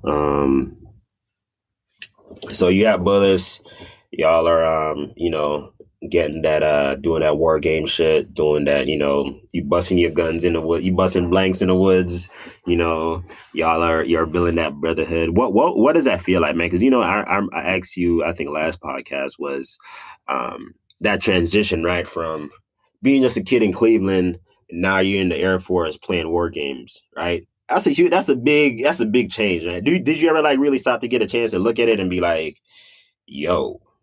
No, I didn't, man. I really didn't, and I think a big part of that, like you mentioned earlier, was the way social media was and during that time. You know what I'm saying, like 2007.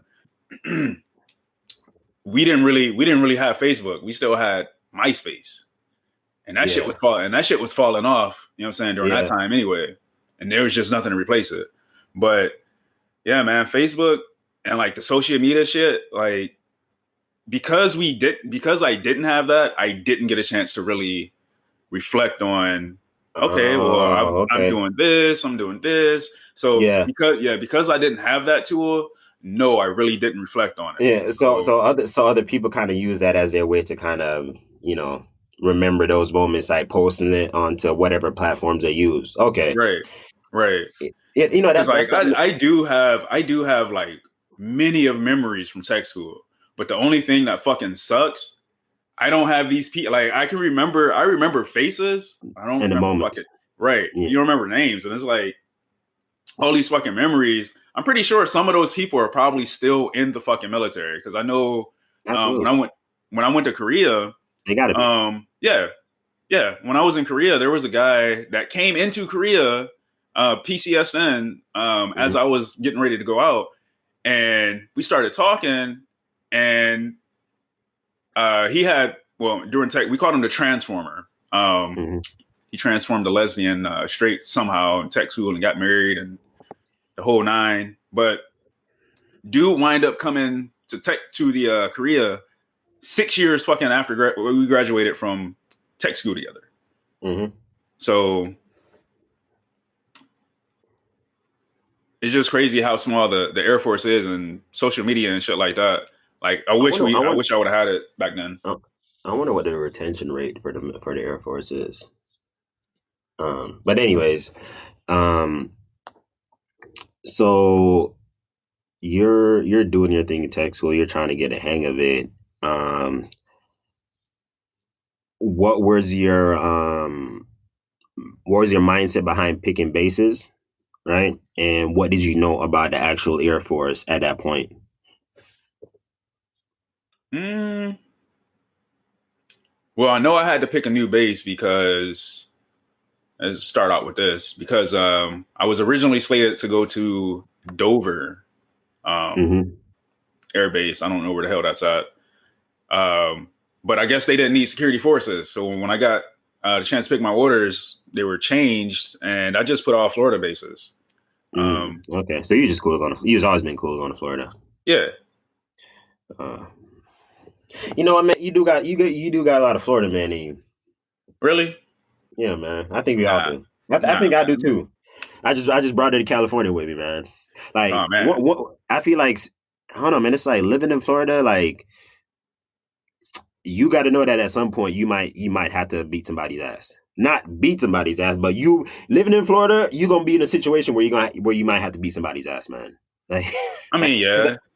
Because I remember my dad telling me about some of his road rage incidents. I'm like, yeah, that don't sound like you, but Florida will do that to you.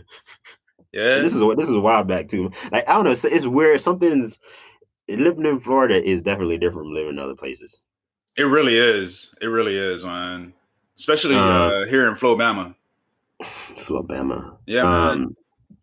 Was there while I was in tech school, was there ever any of that did any of that BMT shit ever split over for you when you was in tech school? Like flipping your cups or, like walking in step with other people or any of that shit? No, because again, you got to remember, I didn't go straight from BMT to security courses. Okay. So my whole outlook on everything, you know what I'm saying, during that time was different. So Yeah, you got time to kind of like decompress. Like right. after BMT, you didn't just go from One stressful BMT. environment straight into another Yeah. one. Like it was way more lax at Keesler. Like when I got off the bus at Keesler, like Okay. I was greeted with fucking smiles and you know what I'm saying, oh my God, you guys made it. You know what I'm saying? You know what I'm saying? It was a fucking warm welcome as opposed to when I got to Lackland. Why the fuck you ain't in uniform? Hey motherfucker, y'all on lockdown. Like, damn, I just got here. Like what, you know what I'm saying? Like, so it was definitely a different experience.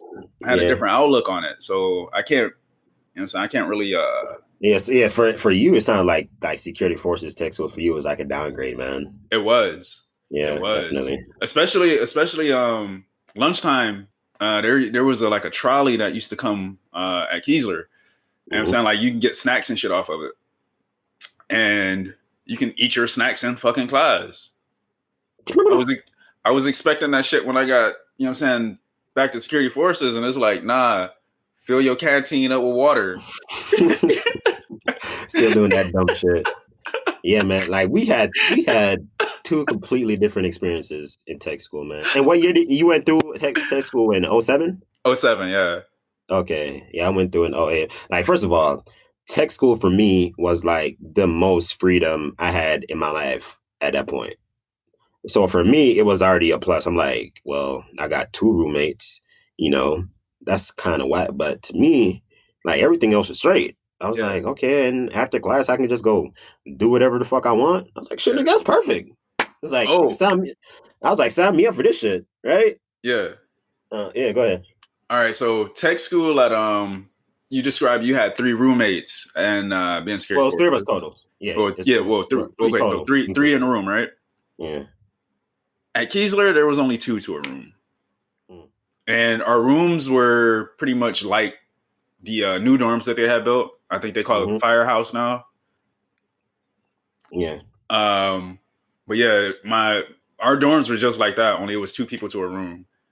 I thought that was pretty cool. So like leaving that, even going to the security forces dorms, like that shit in itself was a fucking downgrade. Like, yeah, our neighbor's room had fucking black mold in the tub, in the shower ceiling.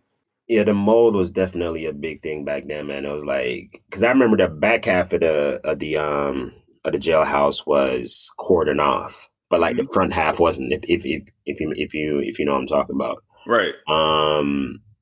But yeah, I think the one thing I dislike about the living situation was that we had to share a bathroom with the other three dudes next door. Yeah, right? That shit sucked too, man. Yeah, so the PT mornings, right, when we all running back to the dorms trying to get in there first, right? Yeah. It's like, bro, ain't no way any way you put it, man. It's gross with 6 dudes using one shower. Yeah, you know what I'm saying? It's just, or no, let me think. Was it a shower? Yeah, we all shared one shower, man. And it was just, luckily the dudes that I was with, one dude was from New York, and the other dude, I don't know where he's from, but he was cool. He was a green rope or yellow rope, so he was real chill about it. But I remember getting to tech school and just thinking, like, man, like once I make it through these phases, I'm straight. Like I'm living a life. You know what I'm saying? I would go buy my little half gallon of milk, half gallon of OJ. We had a little fridge in there. You know what I'm saying? Peanut butter and jelly. I would go shopping like on the weekends and shit, get my little shit. Like tech school was a life for me, man. But definitely being on lockdown definitely hampered shit. But it was definitely a huge plus from, my civilian life. It was like school, home. So from BMT to that was honestly, that was a huge de-stressor for me. Right. But, tech school for me also, man, like I didn't realize how kind of like here I go with the likes again. I didn't realize the lack of self confidence I had in myself at the time. Mm-hmm. Because tech school for me, obviously, there's girls in tech school, right? And it's crazy how dudes would be like, "Hey, man, you see old girl out of uniform? You see what she look like out of uniform?" That was always wild to me, man. It's like, some of these things that like, some of these things we drum up like seeing a girl out of uniform, Right. right? When you only been in the military for a couple months already, but it's like now I get to see what you look like, when you're not marching around, and it's like, damn, some of these girls look good, man. Yeah. And that for me, like nobody was approaching me in high school like that. I was getting no play in high school, so tech school for me was the first time where like women, whether they were my age or older than me, had one or two that was older than me. It was like, not say it verbatim, but it's pretty much like, yeah, I want to hook up with you. For me, that concept blew my mind. Like high school, prior to that, nobody was trying to hook up, you know what I'm saying? Trying to, you know what I'm saying, go, let's go get a hotel real quick for a day or two or on the weekends or something. Like that part of tech school for me was like the eye-opening part. Right. It was Right. it was it was kind of like some low key, what do you call it? Skinamax type thing. Whereas like once we got to Texas, man, it's like everybody just needed that release. Right. Cause we had a sister flight. Okay. Right. I remember we had a sister flight, man. And one thing I wanted to tell you from the last episode was the way we communicated in BMT was our bathroom ventilation, or our bathroom like ventilation shaft Yeah. was connected to their what you call it, house mouse closet, Oh or to man. their utility closet, right? So we're there. I don't know how we figured it out, but somebody's like, "Hey, man, we can talk to the sister flight."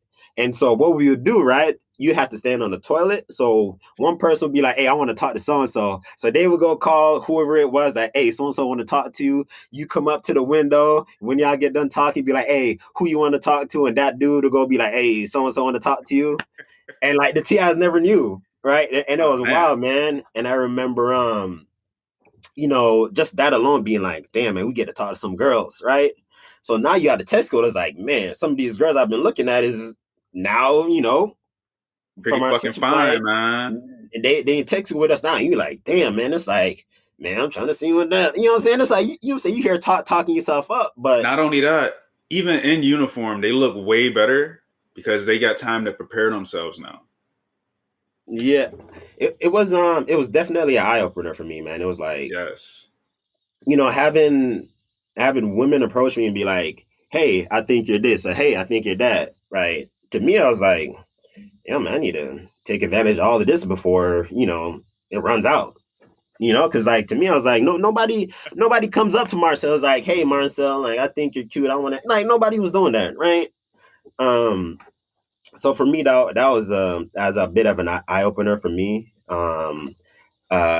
The classes I struggled with a bit, and I think that's kind of like where me not being able to understand like what how to Somebody like in tech school or basic?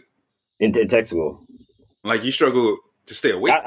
No, I struggle in a couple of classes. There's, I think we take like 4 tests in tech school or something Those, like that. bruh, those tests were dumb fucking easy. Nah, I mean I don't care what you say. I mean, shit was hard for me. Nigga, fuck you. Anyways, it was one test in particular I almost failed, and I remember thinking like, damn, I'm about to get kicked out of the military. It's about this and this is about to happen. That's about to happen. But I eventually made it through it. But that the learning part, like the testing part, I should say, for me, it's always been difficult. Regardless if I'm taking an easy test or hard test, it's just certain things about testing just never sat right with me, and that was just one of them for that one test. But I ended up having like I don't know. It's like I passed test school regardless. She was I told you. that I shit. told you. Yeah, Look, man. Not everybody can get an 80 something on an ASVAB, right? So some bruh, of us, but some of us 40 plusers who made it security forces, right? Some of us struggle in other places, right? That was my place that I struggle at. Test taking. All right, Josh? Okay? All right? You can laugh all you want, but that's where I'm I high, man. Leave me alone, bro. where do you struggle? Where do you struggle, black man? Huh? I struggle. I struggle everywhere right now, man. My fucking back hurt, bro. Oh man. But yeah, man, tech school for me was definitely was like a combination of like a crash course in college, you know, being young and kind of exploring the world for the first time, but in kind of like in a safe way, because as much freedom as you have in tech school, you still have your restrictions. You still got to be back at a certain time, but you're getting paid, but you can also go places, but you can, what I'm saying, but you can't Right. do certain things, right? If you fuck up off base, it's a good chance it's gonna follow you back. If you do something stupid off base, what I'm saying, it's a good chance it's gonna follow you back. But the most memorable part of tech school for me, or unmemorable, was we talked about a story before. For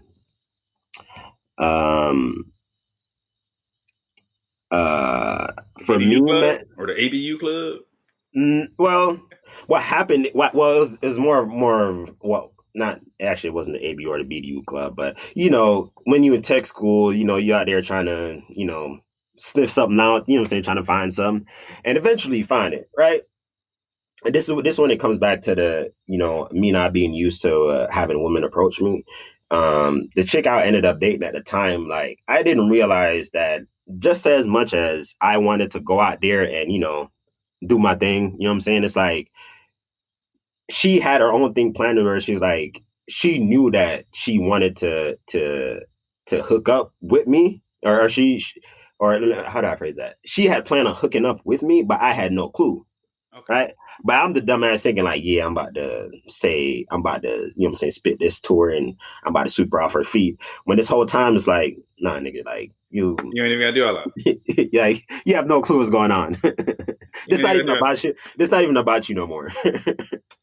But so anyways, I go do my thing. I hook up with her, and a couple days later, I'm like, all right, everything's cool, and I'm in my dorm and everything, and I just feel different. You know what I'm saying? I wake up and you go through your routine, you go to the bathroom, you do your normal routine. I'm like, man, like something's off today, man, and eventually I let it slip around my roommate. I'm like, man, like, why's my shit feel weird, man? Like my shit always, my shit fell off recently, right? And dudes have their way of like trying to talk to another dude, but like you don't know how to, how to express that shit. Exactly, right? And you're like, yo, man, like, you know what I'm saying? Like, you know what I'm saying? Your shit ever, just feel weird sometimes. And he was just like, this mad New York dude is like, I don't know. He's like, I don't know, my nigga. Shit, you might have got your shit burnt. Nigga, what? Oh man. So to me, like, this is DEFCON, this FBCon level fucking Delta, nigga, right? It's not a drill. Like all alarms are going off. I'm like, nah, man, you can't be right. Nah. But did you wrap your shit up? Oh man. Well, no, but like, nah, she wouldn't do that. No, it don't matter. Nah, this, nah, that. I'm like, all right, just go to medical. Which that in itself, that shit was difficult because again, I'm not just gonna walk into the MTL and be like, yo, man, my shit feel like a fire log, right? Hey, it's crazy you say that, man. What phase were you in when that happened, bro? I'm pretty sure it was phase 1. No, this is the first week of tech school. Man, yeah. Like, it's yo, how? Because you're not even supposed to really go anywhere. You're not. And even with that, right? I remember that whole thing, right? So, we make a plan. It's like, all right, you're gonna dress up in, your hoodie and your pants, right? And just kind of walk like a dude, just cover up, right? And I told her, I was like, hey, I'll be over by the bus stop, don't focus on me. Don't look at me. Just do your thing. Just act like you belong here, right? Right. And so I'm standing there, and it's these two brothers that are waiting for the bus to come, and one dude said to the other, he's like, "Hey man, why that dude walking like that?" He's like, "That ain't no dude, bruh. That's a female." He's like, "Word." Like, yeah, she probably about to go get beat down. Now I'm standing there. I'm like, these niggas figured this shit out in 2.3 seconds flat. So I just bust a about face, and I just walk back up to my dorm. She walks through. She walks up, and then crosses the street and everything. Fast forward to a couple days later, and I'm like, or I think probably 3 or 4 days later, and I'm like, what the fuck is going on, man? So I go to the MTL. I'm like, yeah, I'm not feeling good. I gotta go to medical. So they let me go. And I'm there, and now I gotta tell them what's wrong, right? And I'm like, yeah, so my shit's burning, right? And that whole thing in itself, man, like when you're already in that BMT tech school mode, you think that everybody's just there to fucking yell at you or tell you you're stupid, right? So for me, it was really, really fucking hard to tell the dude, but he figured out. He put one and one together. But you got to remember too, he's real Air Force. He's not exactly trained. Right. And something that also pisses them off is when you actually don't tell medical professionals what the fuck is going on with you. Right. It just makes shit a lot more difficult for them. And I came to know that, when I went to college and I was in my radiation therapy program, and people lie, right? Because it's embarrassing, it's difficult to deal with, and it's just not a topic that is talked about very often. However, for the past, 21 years, I did have my Jamaican mom warning me, hey, you get to go do something with a girl, wrap your shit up. Yeah, mom. I was saying yeah for years, right? What do I do the first chance I get in tech school? First fucking chance. What the fuck I do? Baby, I like it raw. Dog. That whole weekend, I had my Jamaican moms in my back of my head. Marcel, make sure Sarah up a penis in her. Yes, mom. Yes, mom. Yes, mom. Yes, mom. Make sure you're on. Just tell me yes, right? Yes, mom. Yes, mom. She warned me. She's like, when it started getting hot and heavy, just keep to your senses, put it on, and go about your business. Yes, mom. Yes, mom. Yes, mom. What the fuck do I do? Throw all that shit out the window, right? So I'm sitting in front of this dude, and he puts two and two together, and I have to tell him who the person is and all of that, and then he whips out this long ass damn Q-tip, man. Let me tell you, man. That shit was traumatizing. But anyways, I go and I go through my thing, and they send me down the hallway, and I go to get my shot, right? And so I'm sitting in there, and this fine ass chick from medical walks in, BDUs, what I'm saying? She got the vibe, she probably, I don't know maybe she's Korean, Chinese, I don't know what she was, man. But she goes, she looks at my record, and I'm watching her. And when somebody can read something negative and their reaction, yeah, like I just kind of saw like her shoulders, like her shoulders kind of fell, like it was like disappointment. And she turned around and looked at me, and I looked down. I'm like, yeah, that's me. And she walks. Oh man. Yeah, right. And so she walks up to me. She's like, you know what this is for? Like that disappointed. Do you know what this is for? I'm like, yeah. And so, she gives me my shot, and I'm like, I'm thinking in my head, I'm like, damn, you kind of fine, but that don't really matter right now. Oh man. And so, I go hilarious. And so I go tell the chick I'm dating at the time, and she completely gaslights me, right? She's like, yeah, I don't know what you're talking about. I'm good. I'm straight. Like, I'm pretty sure I ain't got nothing. So I'm like, yeah, you need to go to medical too, or whatever, blah, blah, blah. She's like, all right, yeah, I'm good, but I'm pretty sure I'm fine. Nah. Right. And so she comes back, right? And she's like, yeah, I'm good. I'm fine. Nothing was wrong. And so I'm just like, could I have accidentally caught this shit from somewhere else? Like, nah. Can my dick touch the toilet seat from my roommates? Or, like, I don't know. Unless a motherfucker is coming on the toilet seat.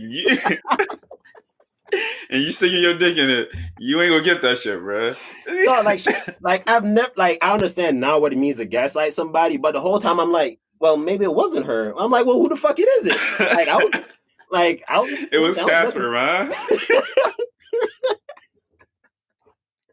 So I'm like, dog, I'm like, yo, man, like, what the, like, how did I, like, if she said no, I'm like, I'm like, I trust her and I'm listening to her. She's, it wasn't me, baby. I'm like, all right, cool.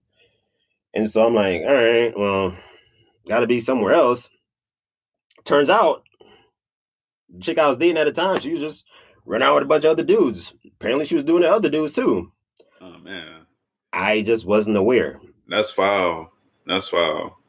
But almost a similar situation happened to me, like that at Tendo, man. And I was warned. Man. I was warned about it too. Like, that's the fucked up part. Like, homeboy tried to warn me, and I kept asking him like, why? But he never told me why, so I just kept fucking her. But yeah, lesson learned on that one. I don't know what was the what was your experience going to medical? For that? Yeah. Ooh, man, I did not want to go. Besides them treating it, right? How did they treat you? Did you feel like you were treated well during that process? I do. I mean, I got off work and went.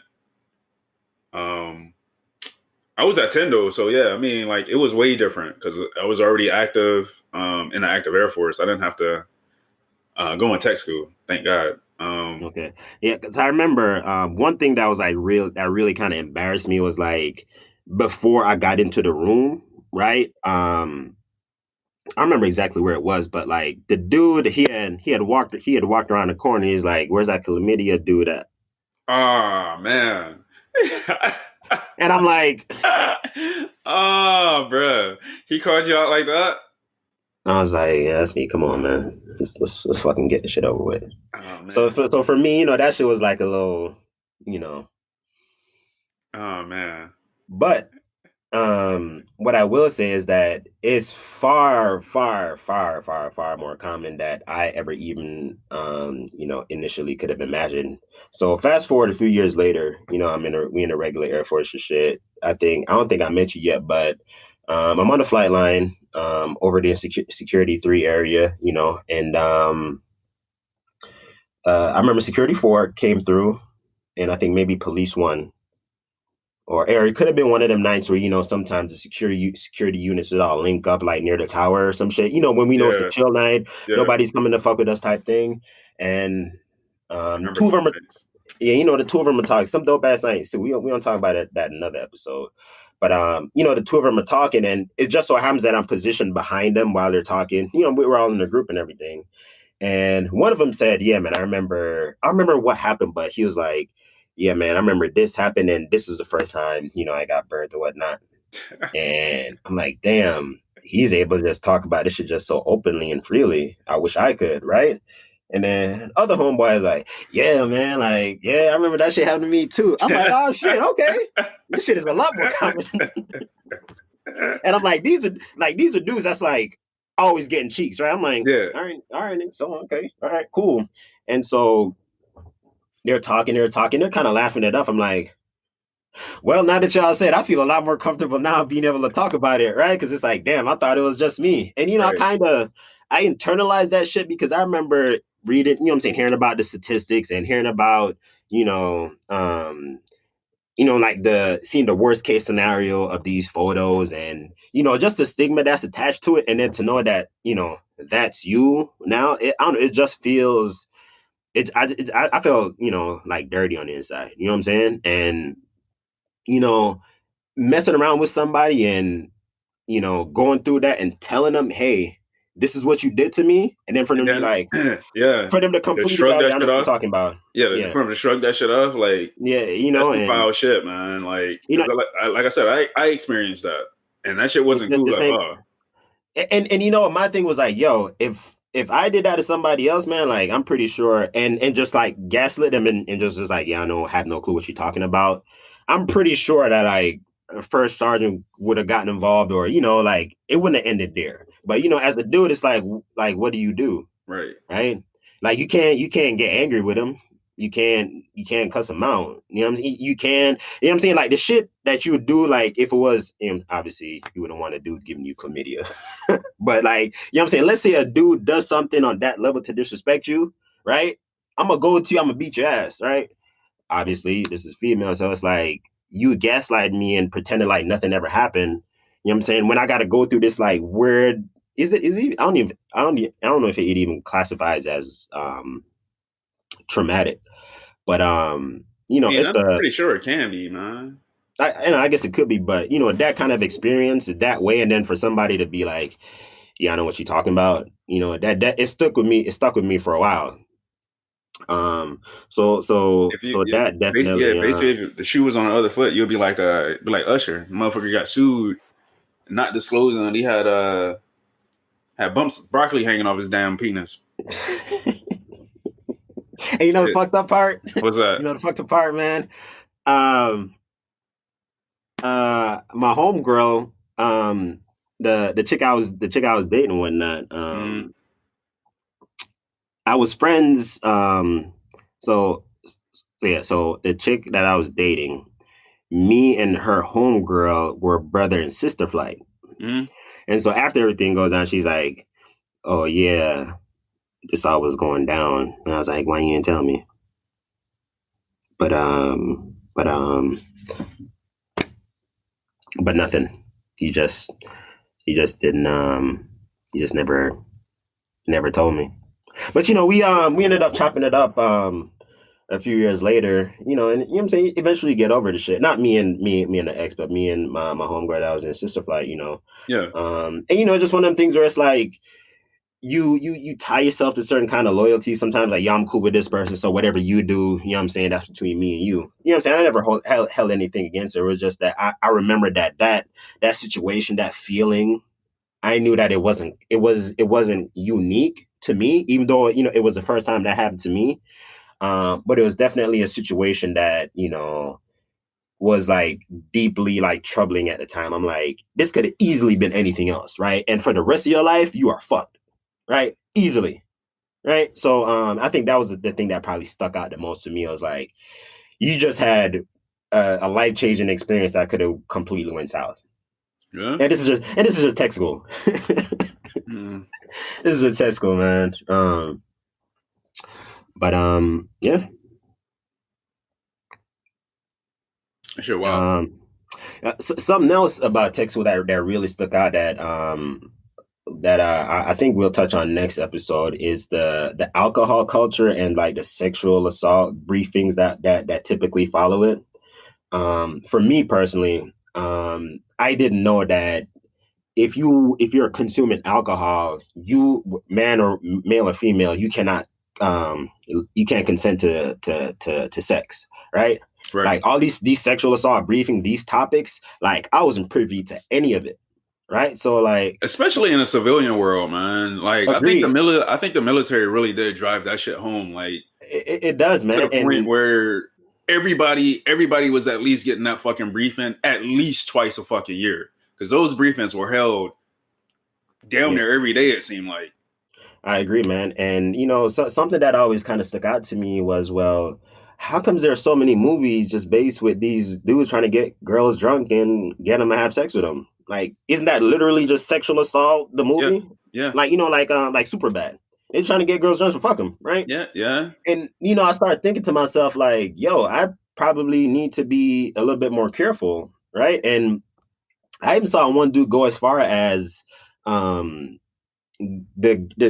chick he was hooking up with, he had her do a record and say, "Hey, I so-and-so am consenting to sex with so-and-so." And he had a big ass smile on his face. Wait. He got this on camera?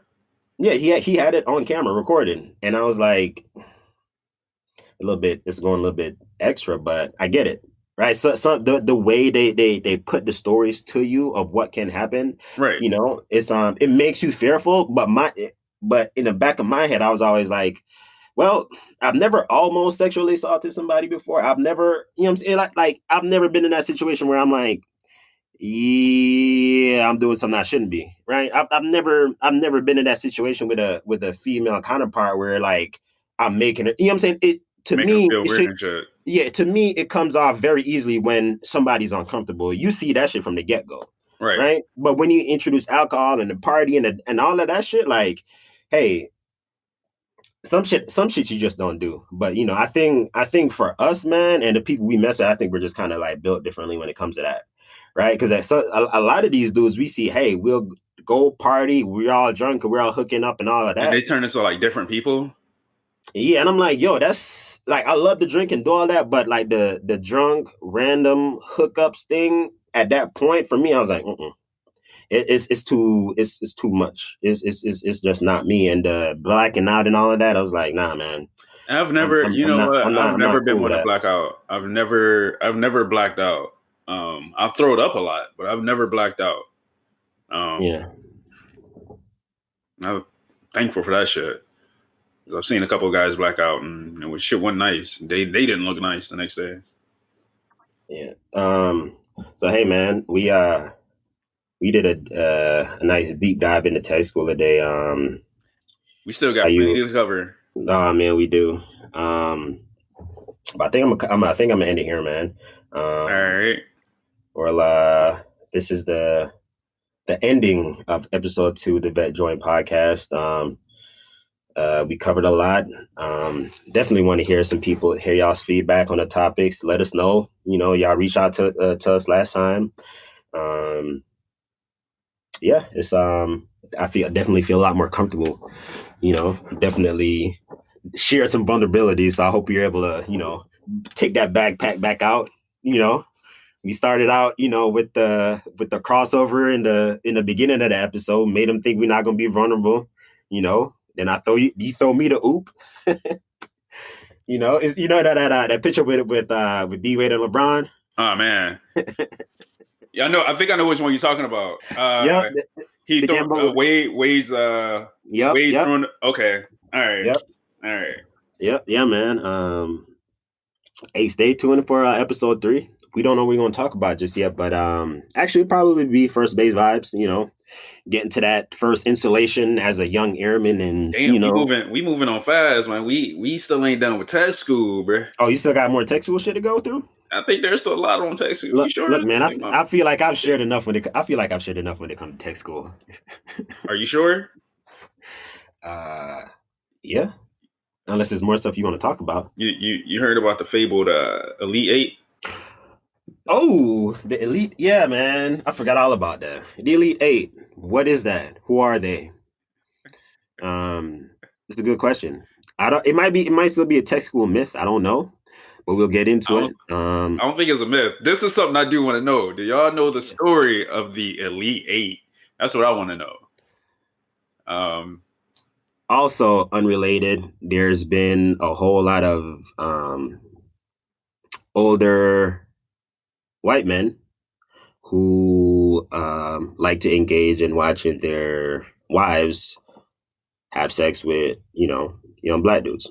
Hey, That's just a reality, right? And I think for those who don't know, you know, we're not really one to beat around the bush, but that is a topic, right? Uh,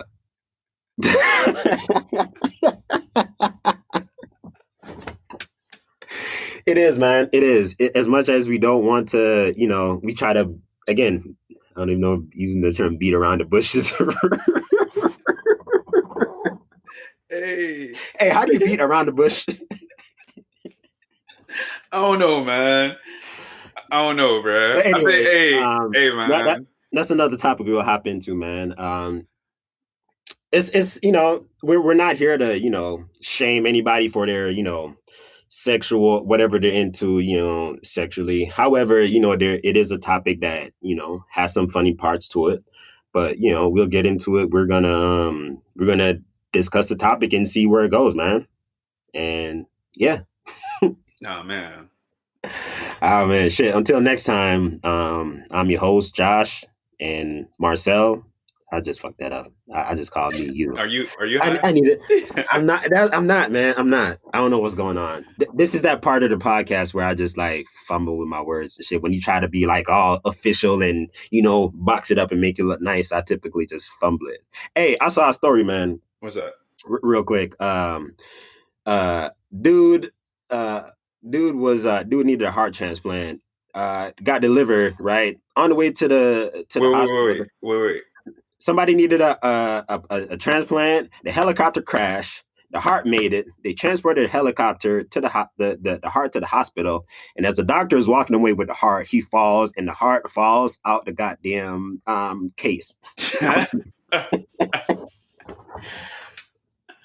Oh man, that's fucked up.